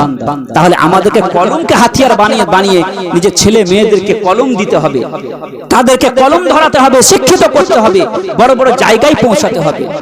আজকে যে আধুনিক যুগ আমাদের, সে যুগে আরেকটি বিষয় আমাদের মা বোনদের জন্য এটা বড়ই শোনার বিষয় এবং অবশ্যই এটা জানার বিষয়। বর্তমান যুগ আধুনিক যুগ এবং এই যুগে সবচাইতে বেশি যেটা চ্যালেঞ্জের বিষয় মুসলিম জাতির জন্য, সেটা হচ্ছে এই যে বর্তমান যুগে আমরা আমাদের সন্তানদেরকে লালন পালন করব কি করে। এই যে ডিজিটাল যুগ, আমরা ইউনিভার্সিটি, কলেজ, মিশন ইত্যাদিতে দিচ্ছি আমাদের সন্তানদেরকে, তো আমরা আমাদের সন্তানদেরকে সঠিকভাবে লালন পালন করে কিভাবে আমরা নিজের সন্তানদেরকে সুন্দর তাদের ভবিষ্যৎ দিব, এই যে একটা চ্যালেঞ্জের বিষয় গোটা পৃথিবীর মায়েদের কাছে, মুসলিম মায়েদের কাছে। কারণ প্রত্যেক ঘরে ঘরে মোবাইল, আর প্রত্যেক ঘরে ঘরে প্রত্যেক মায়েদের কাছে, প্রত্যেক ছাত্রের কাছে মোবাইল আজকাল। এই যে চ্যালেঞ্জের বিষয়, এই চ্যালেঞ্জের বিষয়ের জন্য আমি কয়েকটি কথা বলে আমার বক্তব্য ইতির দিকে যাব। এটা মুসলিম অভিভাবকদের জন্য, মুসলিম যুবক যুবতীদের জন্য, মুসলিম মা বোনদের জন্য শোনা অবশ্যই দরকার যে আজকের যুগে আমরা সন্তানদেরকে লালন পালন করব কি করে। এটা বড় চ্যালেঞ্জের বিষয়। সেই চ্যালেঞ্জের বিষয়ের মধ্যে আমি বলি আলবার্ট আইনস্টাইন, একজন সায়েন্টিস্ট, বড় সায়েন্টিস্ট 1905-এ তিনি বলেন, আলবার্ট আইনস্টাইন বলেন যে একজন কচি শিশুর ভবিষ্যৎ চরিত্র নির্ভর করে সর্বপ্রথম 3 ক্যাটাগরি। প্রথমত আলবার্ট আইনস্টাইন বলেন যে একজন কচি শিশু ছোট অবস্থা থেকে নিয়ে জীবনের 18 বছর পর্যন্ত সে যা কিছু করে জীবনের শেষ মুহূর্ত পর্যন্ত সেটারই অনুসরণ ও অনুকরণ করে। 18 বছর পর্যন্ত একটা শিশু যা করে মৃত্যু পর্যন্ত সেই জিনিসেরই অনুসরণ করে। একটা কচি শিশুর ভবিষ্যৎ চরিত্র প্রথমত নির্ভর করে নিজের পরিবার পরিজনের লোকের উপর, নিজের বাড়ির, নিজের পরিবেশ পরিজন, নিজের পিতা মাতা আত্মীয় স্বজনের চরিত্রের উপর নির্ভর করে একটি কচি শিশুর ভবিষ্যৎ চরিত্র।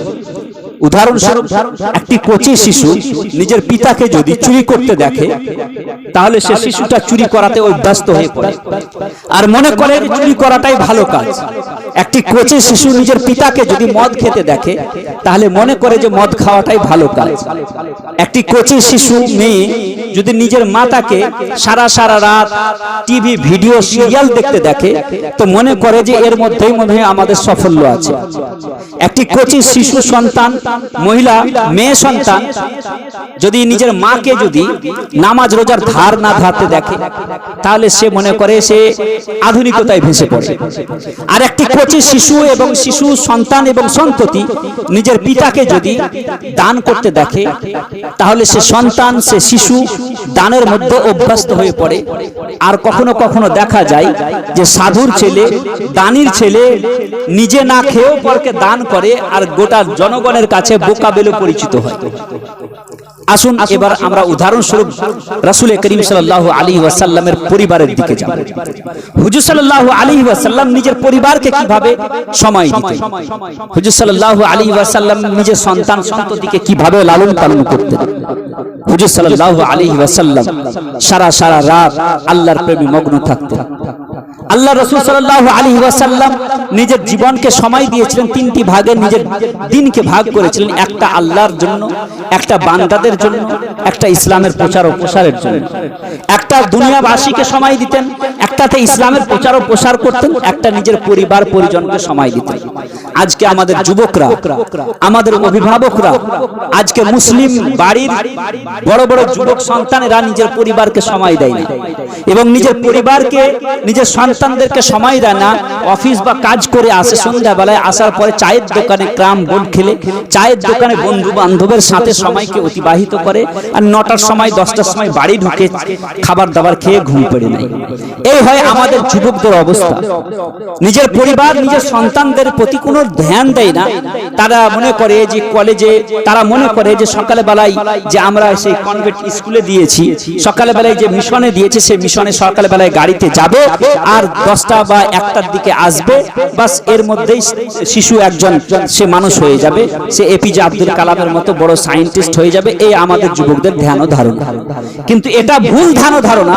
এবার রাসূল করিম সাল্লাল্লাহু আলাইহি ওয়াসাল্লাম নিজের পরিবারকে কিভাবে সময় দিতেন? হুজুর সাল্লাল্লাহু আলাইহি ওয়াসাল্লাম নিজের পরিবারকে সময় এইভাবে দিতেন। হাদিসের মধ্যে এসেছে রাসূল করিম সাল্লাল্লাহু আলাইহি ওয়াসাল্লাম নিজের বাড়িতে যখন আসতেন তখন নিজের বাড়িকে কি করতেন? ঝাড়ু দিতেন। আমাদের যুবকরা ঝাড়ু কাকে দেয় এটা হয়তো জানে না। ঝাড়ু দিলে পরে নিজের সম্মান মনে করে যে নিজের সম্মান হয়তো আমার সম্মান নিচু হয়ে যাবে, সম্মানের ব্যাঘাত ঘটবে, সম্মান কমে যাবে, এটা হয়তো মনে করে। বাড়ি ঝাড়ু দেওয়া শুধু মহিলাদের কাজ এটাই মনে করে। আল্লাহ রাসূল সাল্লাল্লাহু আলাইহি ওয়াসাল্লাম সবজি কাটতেন, রান্না বান্নাতে রাসূল করিম সাল্লাল্লাহু আলাইহি ওয়াসাল্লাম কি করতেন? মহিলাদের সাহায্য করতেন। তারপর রাত্রিবেলা যখন হতো আল্লাহ রাব্বুল আলামিনের দরবারে সাজদায় পড়ে যেতেন, সারা রাত আল্লাহর দরবারে ইবাদত করতেন, আর এমন ইবাদত করতেন যে পা মুবারক পর্যন্ত ফুলে যেত। ছোট্ট বাড়িতে বসে থাকা ছোট্ট বেটি ফাতেমাতুজ জাহরা নিজের মা এবং পিতা হযরতে খাদিজাতুল কুবরা রাদিয়াল্লাহু তাআলা আনহার সারা রাত আল্লাহর প্রেমে মগ্ন হয়ে থাকা দেখতেন, নিজের মাকে আল্লাহর প্রেমে মগ্ন হতে দেখতেন, সারা রাত নামাজ পড়তে দেখতেন এবং উম্মতের জন্য কাঁদতে দেখতেন নিজের মাতা এবং পিতাকে। কে? বাড়িতে ছোট্ট বেটি হযরতে ফাতেমাতুজ জাহরা রাদিয়াল্লাহু তাআলা আনহা যখন নিজের মাতা এবং পিতাকে রাসূল করিম সাল্লাল্লাহু আলাইহি ওয়াসাল্লাম আল্লাহর প্রেমে মগ্ন হতে এবং উম্মতের প্রেমে কাঁদতে দেখতেন, নিজের মাতাকে দেখতেন, তখন হযরতে ফাতেমাতুজ জাহরা রাদিয়াল্লাহু তাআলা আনহাও সারা রাত আল্লাহর প্রেমে মগ্ন হয়ে থাকতেন, খোদার প্রেমে মগ্ন হয়ে থাকতেন, সারা রাত নামাজ পড়তেন, নামাজের মধ্যে তাহাজ্জুদের মাধ্যমে রাত্রি অতিবাহিত করতেন।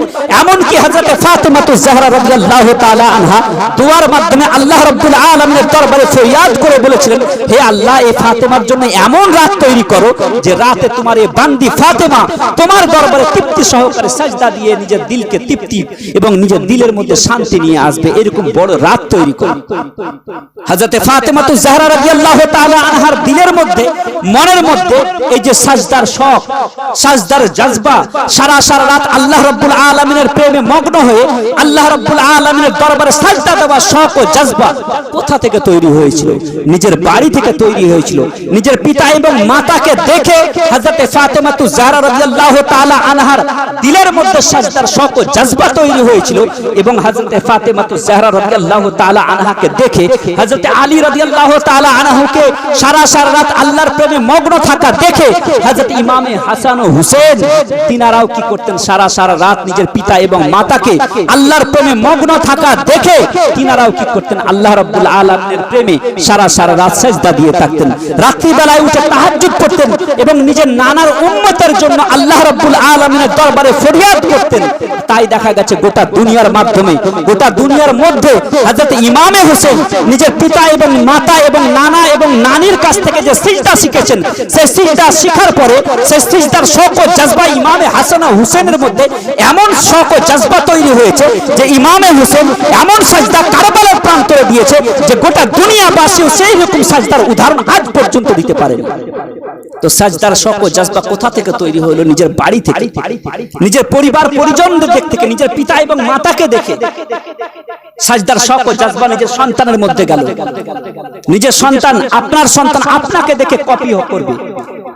আপনার মেয়ে আপনি মাকে দেখে আপনার মেয়ে আপনাকে কপি করবে।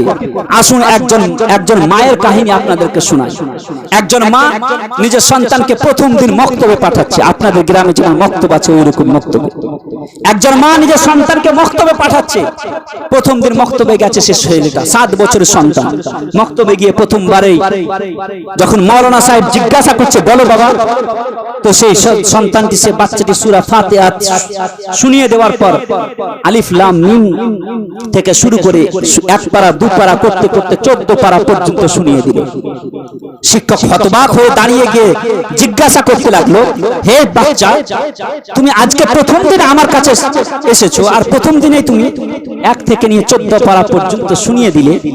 তুমি যেখান থেকে এত সুন্দরভাবে কোরআন তেলাওয়াত শিখেছো, সে কোরআন তেলাওয়াতটা তুমি সেখানে বাকিটুকুনো শিখতে আমার কাছে কেন আসলে? আর তুমি এত সুন্দরভাবে কোরআন তেলাওয়াত কোথা থেকে শিখেছো? সে বাচ্চাটি বলতে লাগলো, হে আমার শিক্ষক, আমি কোনো মাদ্রাসাতে পড়িনি, আমি কোনো মক্তবে পড়িনি, কোনো মসজিদে গিয়ে আমি পড়িনি, আমি নিজের মায়ের কাছ থেকে শুনে আমি পড়ে আমি মুখস্থ করেছি। আমি নিজের মায়ের কাছ থেকে পড়ে আমি মুখস্থ করেছি। শিক্ষক জিজ্ঞাসা করতে লাগলো, হে বাচ্চা, কিভাবে তুমি নিজের মায়ের কাছ থেকে এরকম সুন্দরভাবে কোরআন তেলাওয়াত শিখেছো? সে বাচ্চাটি বলতে লাগলো, হে আমার শিক্ষক, আমার মা 14 পারার হাফিজা ছিল, 14 পারা আমার মার মুখস্থ ছিল। আমি যখন ছোট্ট অবস্থায় ছিলাম, আমার মা সন্ধ্যাবেলা যখন হতো, মাগরিবের আজান দেওয়ার পর আমার মা আমাকে কোলে নিয়ে বিছানায় আসতো। বিছানায় আসার পর আমার পিঠে থাবা মেরে মেরে 7 বছর পর্যন্ত, 1 থেকে নিয়ে 7 বছর বয়স পর্যন্ত আমার মা প্রতিদিন আমাকে কোরআন শুনিয়ে শুনিয়ে আমাকে ঘুম পাড়াতো। প্রতিদিন আমাকে কোরআন শুনিয়ে শুনিয়ে ঘুম পাড়াতো। 7 বছর পর্যন্ত আমি আমার মায়ের কাছ থেকে শুনে শুনে আমি 14 পারা পর্যন্ত মুখস্থ করে নিয়েছি। এই হচ্ছে একজন মা। সে যেমন তেমন ব্যক্তির নাম নয়, সে বাচ্চাটি যেমন তেমন ব্যক্তি নয়। ভারতের বুকে সবচাইতে বড় অলিকুল শিরোমণি, ওলিদের সম্রাট কুতুবউদ্দিন বখতিয়ার কাকি নাকে বলা হয়, যিনি নিজের মায়ের কাছ থেকে শুনে শুনে 14 পারা পর্যন্ত মুখস্থ করেছিলেন। আজকে আমাদের মায়েদের অবস্থা যদি বলি তো বড় দুঃখ লাগে, বড় আফসোস লাগে। সন্ধ্যাবেলায় যখন স্কুল থেকে 4টের দিকে আসে, মিশন থেকে যখন আসে, সর্বপ্রথম আমাদের সন্তানেরা সর্বপ্রথম বাড়িতে আসার পর মোবাইল খোঁজে। এটাই হচ্ছে বাস্তব কথা, আপনি মানুন চাহে না মানুন। আর আমাদের মায়েরা সন্ধ্যাবেলায় মোবাইলকে নিজের সন্তানের হাতে দেওয়ার পর একটি কার্টুন ভিডিও চালিয়ে মনে করে যে আমার দায়িত্ব সব সমাপ্ত হয়ে গেল, মনে করে আমার দায়িত্ব সব সমাপ্ত হয়ে গেল। আমাদের মায়েদের এই অবস্থা, আমাদের যুবকদের এই অবস্থা, আমাদের মুসলিম অভিভাবকদের এই অবস্থা। বলুন, এই যদি হয় আমাদের মুসলিম অভিভাবকদের অবস্থা, মুসলমানদের বাড়ির অবস্থা এই যদি হয়, বলুন সেই জাতি কোনোদিন উন্নতি লাভ করতে পারবে? ভুল করে হয়তো মিসাইল ম্যান, হয়তো এপিজে আব্দুল কালাম হয়ে গেছে। আপনি যতই মনে করেন যে আমার সন্তানকে আমি আলামিন মিশনে দিয়েছি, হয়তো ডাক্তার হয়ে আসবে, হয়তো লয়ার হয়ে আসবে, হয়তো বড় অ্যাম্বাসাডার হয়ে আসবে। যদি বা ভুল করে ডাক্তার হয়ে যায়, এমবিবিএস ডাক্তার যদিও বা হয়ে যায়, তো কি করবে জানেন? অপারেশন থিয়েটারে বসিয়ে পেশেন্টকে কেটে রেখে অপারেশন করার সময় তার অপারেশন সেই পেশেন্টের বাড়িওয়ালার কাছে টাকা নিবে। যদি বড় লয়ারও হয়ে যায়, জাতিকে লুণ্ঠন করতে দ্বিধাবোধ করবে না, কারণ আপনি তাকে সেই শিক্ষা দেননি। আমাদের সন্তানদের এই অবস্থা, মুসলিম অভিভাবকদের এই অবস্থা, নিজের পরিবারকে সময় দিন, কারণ এরাই হচ্ছে আগামী যুগের ভবিষ্যৎ। এই সন্তানরা, আমাদের সন্তানরা আগামী দিনে কি হবে? এরাই হবে নেতা, এরাই হবে মন্ত্রী, এরাই হবে আইপিএস অফিসার, এরাই হবে ডিএম, এরাই হবে কালেক্টর, এরাই জাতিকে নেতৃত্ব দিবে। আর তাদের ভবিষ্যৎকে যদি আমি আর আপনি অভিভাবক হয়ে, মা হয়ে, বাপ হয়ে যদি তাদের ভবিষ্যৎকে যদি নষ্ট করি, কিয়ামতের দিনে আমাদেরকে কিন্তু জবাব দিতে হবে। আজকে আমাদের মায়েদের অবস্থা এই যে আমাদের মায়েরা নিজের সন্তানদেরকে লালন পালন করাতে যে বড় ভূমিকা আদায় করতে হয়, সে ভূমিকা কিন্তু আদায় করছে না। মায়েরা যদি চেষ্টা করে, তাহলে আমরা, নেপোলিয়ন বলেন যে তোমরা আমাদেরকে সঠিক মা দাও, আমি জাতিকে সুন্দর ভবিষ্যৎ দেব। নেপোলিয়ন কোন মুসলমান ছিল না, তবুও তিনি জানতেন যে একটি মা যদি সুন্দর হয়, একটি মায়ের আখলাক চরিত্র যদি সঠিক হয়, এবং মা যদি নিজের সন্তানকে সঠিকভাবে লালন পালন করে, তাহলে সে জাতি কি হবে? জাতি উজ্জ্বল ভবিষ্যৎ দেখতে পাবে। আর যদি মা, একটা উদাহরণ আপনাদেরকে বলি, একটা মা ভালো হওয়ার কারণে, একটা মা সুন্দর হওয়ার কারণে, রাসূল করিম সাল্লাল্লাহু আলাইহি ওয়াসাল্লামের সুন্নাত মোতাবেক চলার কারণে সে 300টি নবীর মা হতে পেরেছিলেন। চারটি খানিক ব্যাপার। 300 নবীর মা হওয়ার সৌভাগ্য অর্জন করেছিলেন। আজকে আমরা বলছি যে আমাদের আগের যুগে আমরা ফাতেমাতু জাহরা রাদিয়াল্লাহু তাআলা আনহা, আয়েশা সিদ্দিকা, হযরতে নাফিসা, হযরতে হাসানে বসরি, হাসানে, তারপরে আরো বিভিন্ন আউলিয়ায়ে কেরাম, মানে মহিলাদের আমরা নাম শুনতে পাই, আজকের যুগে শুনতে পাই না। ওলিয়াদের নাম শুনতে পাই, আল্লাহর খোদা বিরু মহিলাদের নাম শুনতে পাওয়া যেত, কিন্তু এখন শুনতে পাওয়া যায় না। আজকের যুগে যদি কেউ 5 ওয়াক্ত নামাজ পড়ে এবং সুন্নতে মুস্তাফার প্রতি পাবন্দি করে চলে, হযরত ফাতেমাতু জাহরার নকল করে চলে, ফাতেমাতু জাহরার পদঙ্ক অনুসরণ করে চলে, আজকের যুগের মায়েরা যদি কিছু করতে হবে না, যদি শুধু 5 ওয়াক্ত নামাজ পড়ে এরা আর হারাম ও হালাল বেছে খেতে পারে, তাহলে কি হবে? আজকের যুগে হযরত ফাতেমাতু জাহরার নকশে কদমে চলে এবং হযরত আয়েশা সিদ্দিকার সুন্নতের প্রতি চলে, তো আজকের যুগেও এরা, আমরা তো ইমামে হোসেনকে জন্ম দিতে পারবো না, কিন্তু গাউসে আজমের গোলামকে অবশ্যই জন্ম দিতে পারবো। আমরা আজকেও মুফতি আজম হিন্দকে জন্ম দিতে পারবো না, কিন্তু মুফতি আজমের গোলামদেরকে অবশ্যই জন্ম দিতে পারবো।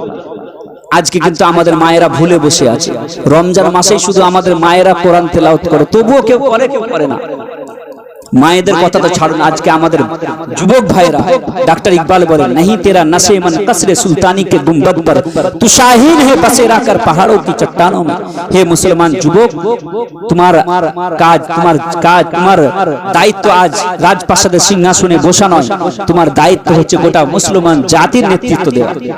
আজ মাস্টারি করা আমরা মনে করছি আমাদের দায়িত্ব, আমরা মনে করছি মুরলি করা আমাদের দায়িত্ব না। আমাদের মুরলি করা কি, বিশ্ব নেতৃত্বের আসনে বসিয়ে গোটা পৃথিবীবাসীকে নেতৃত্ব দেওয়া হচ্ছে আমাদের কাজ। কিন্তু আমাদের যুবকরা, আমাদের অভিভাবকরা, যুবকরা কি করছে? রাস্তার ঝাড়ু দেওয়ার জন্য তারা সৌদি যাচ্ছে, দুবাই যাচ্ছে, আমেরিকা যাচ্ছে, রাস্তায় ঝাড়ু দেওয়ার জন্য, পায়খানা পরিষ্কার করার জন্য। যে জাতির কাজ ছিল, যে যুবকদের কাজ ছিল গোটা পৃথিবীকে নেতৃত্ব দেওয়া, গোটা মুসলমানকে নেতৃত্ব দেওয়া, গোটা মুসলমান সমাজকে সঠিক পথ দেখা, সে যুবকরা আজ কি করছে? রাস্তার ঝাড়ু দেওয়ার জন্য যাচ্ছে সৌদি, দুবাই, কাতার। এই হচ্ছে আমাদের মুসলমান যুবকদের অবস্থা। আর অন্য দিক দিয়ে অমুসলিমরা যেই যাচ্ছে সে অফিসের বস হওয়ার জন্য যাচ্ছে, আর আমাদের যুবকরা যাচ্ছে রাস্তায় ঝাড়ু দেওয়ার জন্য। এক হাঙ্গামায়ে महशर हो तो उसको भूलूं सैकड़ों बातों का रह रह के ख्याल आता है।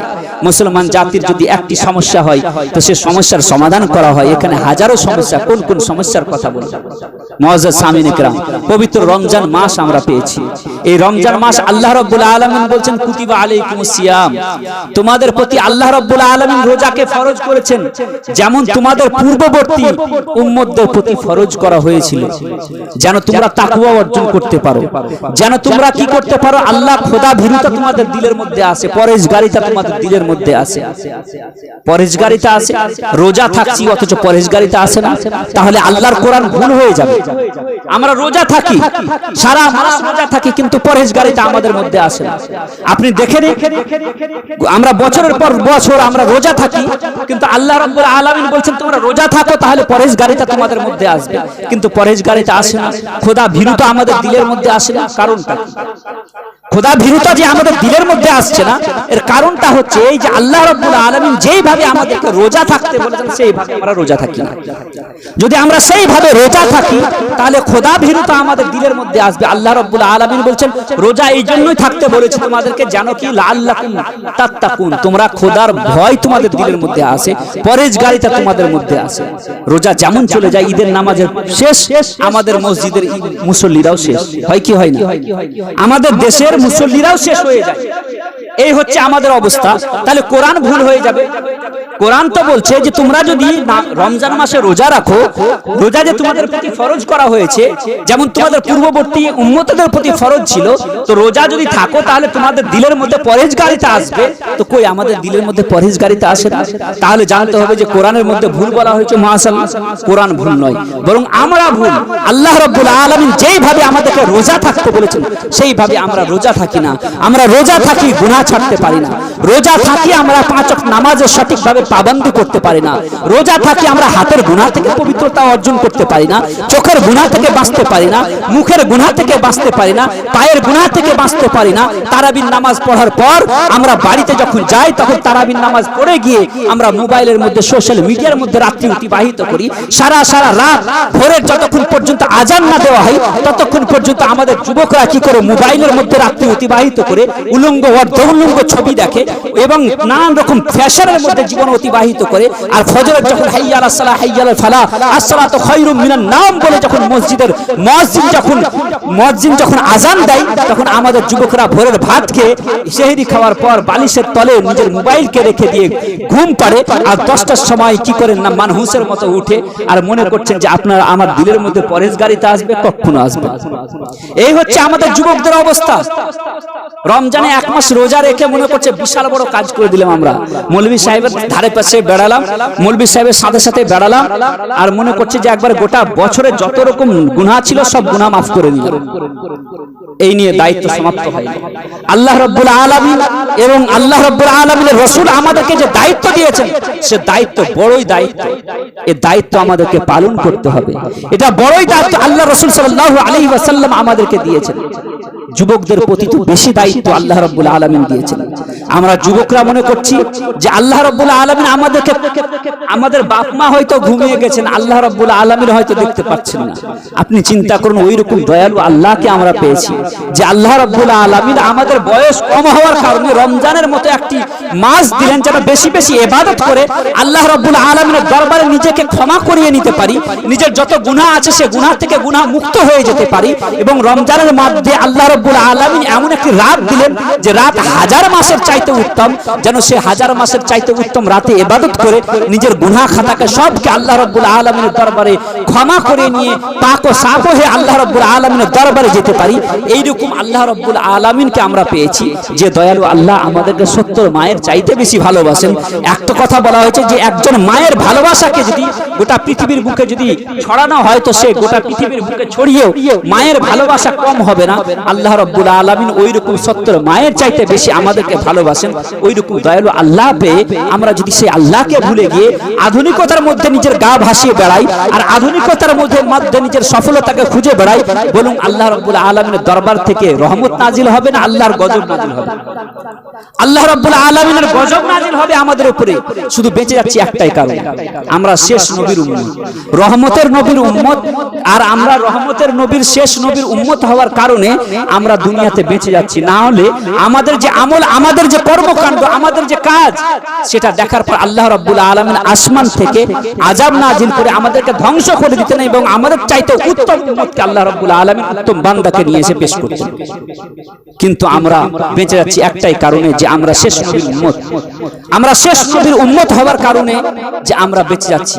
না হলে আমাদের যে কাজ সকাল থেকে সন্ধ্যা পর্যন্ত আমাদের যে আমল, আমরা যে গুনাহের উপরে গুনাহ করে যাই। একজন যুবককে যদি আপনি জিজ্ঞাসা করেন সকাল থেকে সন্ধ্যা পর্যন্ত সারা দিন সারা রাত গুনাহের উপরে গুনাহ করে তারা মনে করছে যে আল্লাহ রাব্বুল আলামিন কিয়ামতের দিনে আমাদেরকে বকশে দিবেন, এটা ভুল ধারণা। এটা ভুল ধারণা হবে। আল্লাহ রাব্বুল আলামিন বলেন আতাইবু মিনাজ যামবি কামাল্লা যামবালা, গুনাহ থেকে তওবা করা ব্যক্তি এমনই যেমন সে কোনোদিন গুনাহই করেনি। আমরা রমজানের মাসে রোজা পেলাম আর রোজা পাওয়ার পর নিজের গুনাহকে যদি মাফ না করাতে পারি, আজকের যুবকদের জন্য বড়ই এবং মানুষের জন্য বড়ই দুঃখের বিষয় যে আমরা গুনাহকে মাফ করাতে পারলাম। 70 বছর 60 বছর বয়স পেয়ে নিলাম আর সে যে সন্তানের জন্য হারাম কাজ করলাম, নামাজ ছাড়লাম, রোজা ছাড়লাম এবং বললাম যে অফিসের কাজের জন্য নামাজ পড়তে পারছি না, সে সন্তানই একদিন আমাদের মুখের দিকে তাকাবে না। কিয়ামতের দিনে আপনারও আমার সন্তান কি করবে না, আমাদের দিকে মুখের দিকে তাকাবে না, নিজের গুনাহ নিয়ে নিজের আমলনামা নিয়ে ব্যস্ত থাকবে। মুআজ্জাজ সামিনে কেরাম, তো এইরকম অবস্থায় আমাদেরকে কি কাজ করতে হবে? আমাদেরকে আল্লাহ রাব্বুল আলামিনের দরবারের দিকে ফিরে আসতে হবে। ফাফিরু ইলাল্লাহ, আল্লাহ রাব্বুল আলামিন বলছেন যে তোমরা আল্লাহ রাব্বুল আলামিনের দরবারের দিকে ফিরে আসো। আল্লাহ সকাল সন্ধ্যা আমাদেরকে ডাক দিয়ে বলছেন, বান্দা সকালে গুনাহ করেছো রাত্রি বেলায়, বা রাত্রে বেলায় গুনাহ করেছো সকাল বেলায়, আমি দয়ালু আল্লাহ তোমার গুনাহকে ক্ষমা করার জন্য আমি প্রস্তুত আছি। আসো আমার দরবারে এসে একবার গুনাহ থেকে তওবা করো। আমি দয়ালু আল্লাহ তোমার গুনাহকে ক্ষমা করার জন্য আমি প্রস্তুত হয়ে আছি। আজ আমরা আল্লাহ রাব্বুল আলামিনের দরবারকে ভুলে গেলাম আর আমরা মনে করছি আমাদের উপরে রহমত বর্ষণ হবে, কখনো না।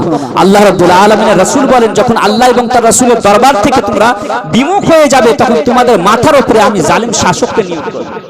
আমাদের মাথার উপরে যে জালিম শাসককে নিয়োগ করা হয়েছে, এর কারণও হচ্ছে একটাই, যে আমরা আল্লাহ এবং তার রাসূলকে ভুলে যাবার কারণে গোটা দুনিয়াতে আজ আমরা লাঞ্ছিত, অপমানিত, পদদলিত।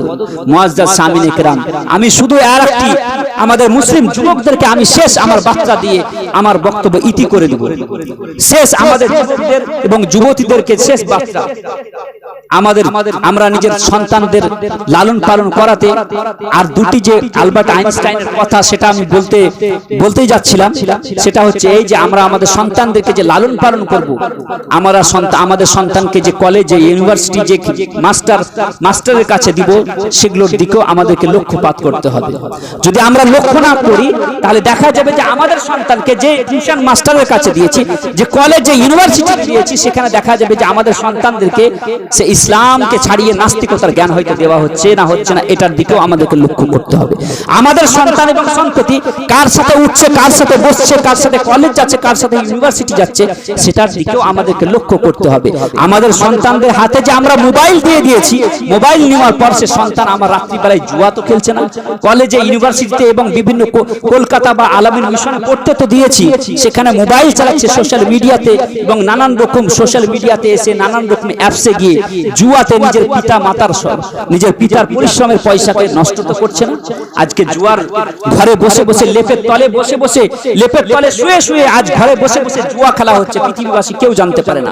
আজকে যুবকরা, আজকে আমাদের স্টুডেন্টসরা, যে সন্তানদেরকে লালন পালন করার জন্য আজকে আমাদের অভিভাবকরা, মুসলিম অভিভাবকরা যাদের যে সন্তানদেরকে লালন পালন করে তাদের ভবিষ্যৎকে উজ্জ্বল করার জন্য সারা বছরে, সারা মাসের পরিশ্রমের পারিশ্রমিক নিজের সন্তানের উজ্জ্বল ভবিষ্যৎ করার জন্য টাকা পয়সা মানি অর্ডার করে পাঠাচ্ছে, অ্যাকাউন্টে মেরে দিয়ে তাদের ভবিষ্যৎকে উজ্জ্বল করার চেষ্টা করছে।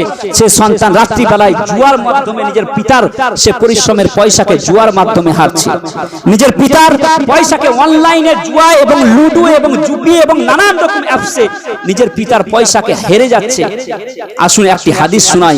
একজন যুবক রাসূলের দরবারে এসে নালিশ করছে, ইয়া রাসূলুল্লাহ সাল্লাল্লাহু আলাইহি ওয়াসাল্লাম, আমি দুই হাতে ইনকাম করি আর আমার পিতা সেই ইনকামকে কি করে দেয়, ক্ষয় করে দেয়, খরচা করে দেয়।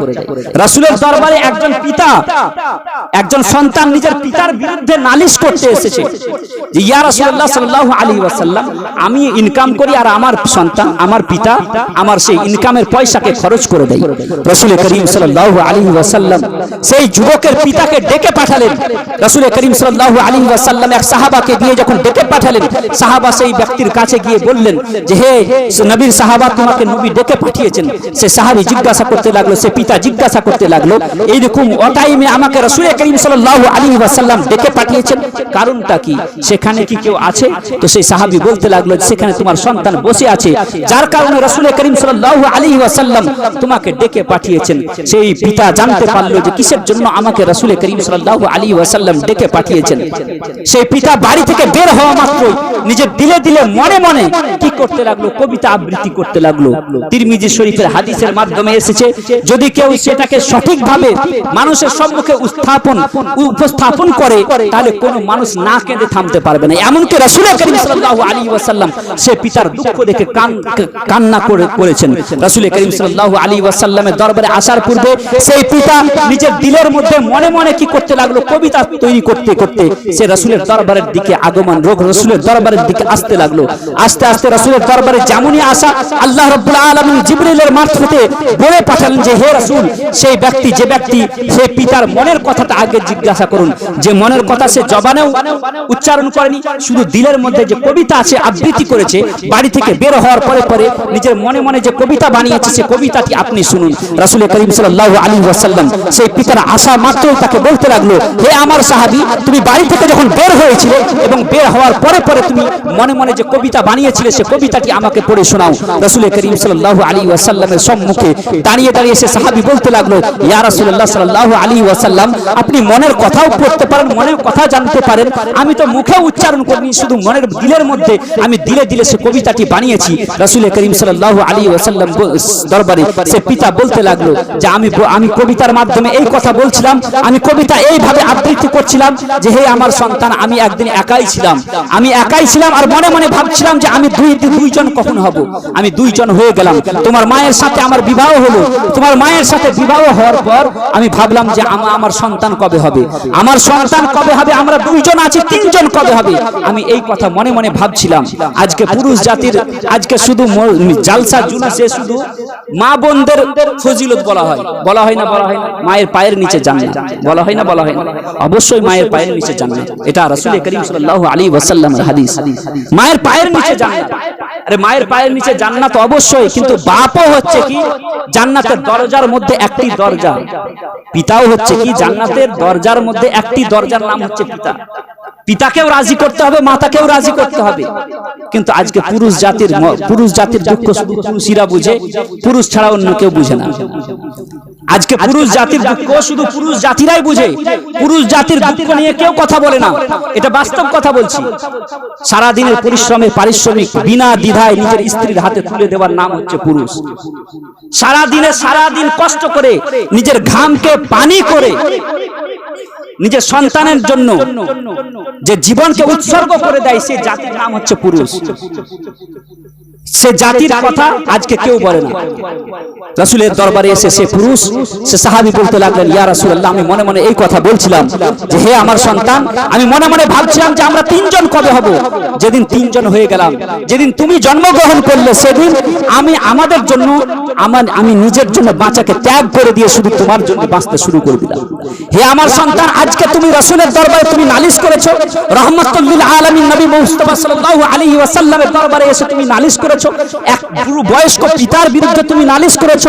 আমি তো সেই তুমি যেদিন জন্মগ্রহণ করেছিলে সেদিন তো আমি নিজের জন্য বাঁচাকে আমি ত্যাগ করে দিয়ে তোমার জন্য বাঁচতে শুরু করেছিলাম। আমি সারা জীবন তোমার জন্য বাঁচছিলাম।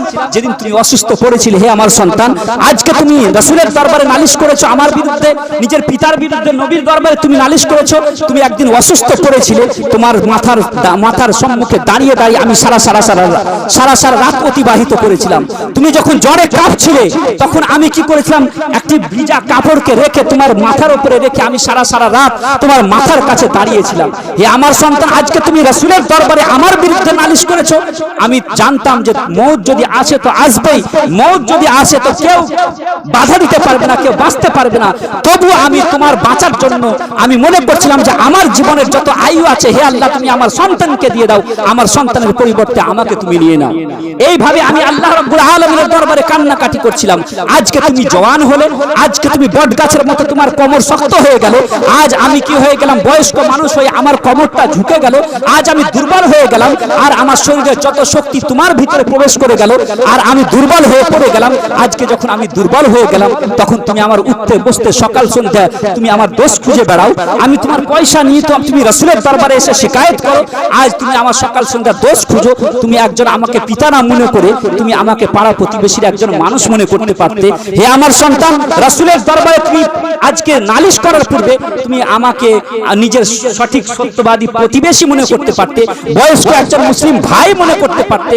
তো রাসূলের দরবারে তুমি আজ শিকায়ত করতে না।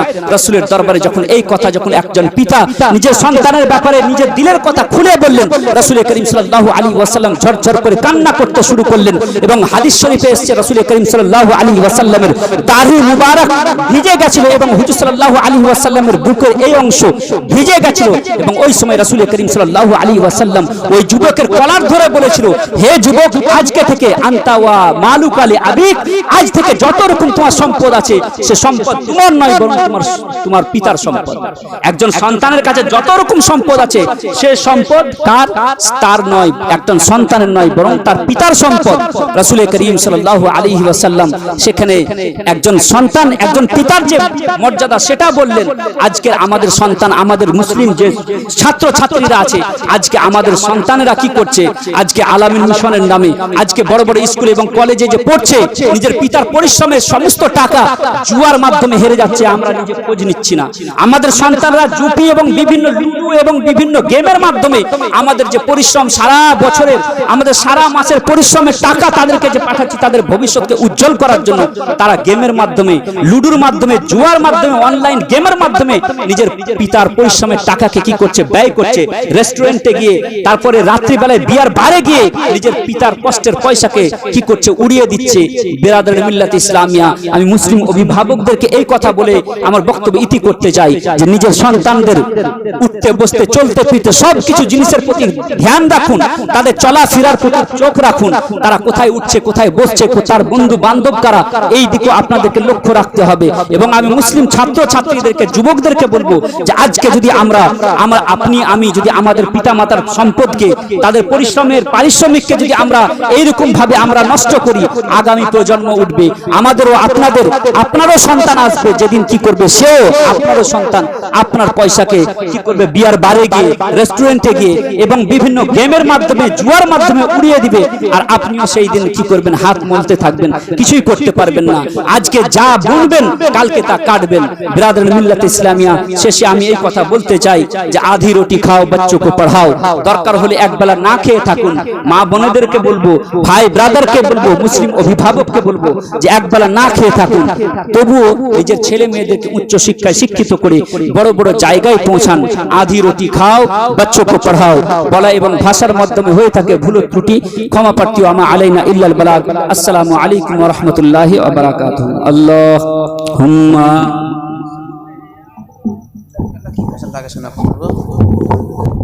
উঠেন, কেমন করেন।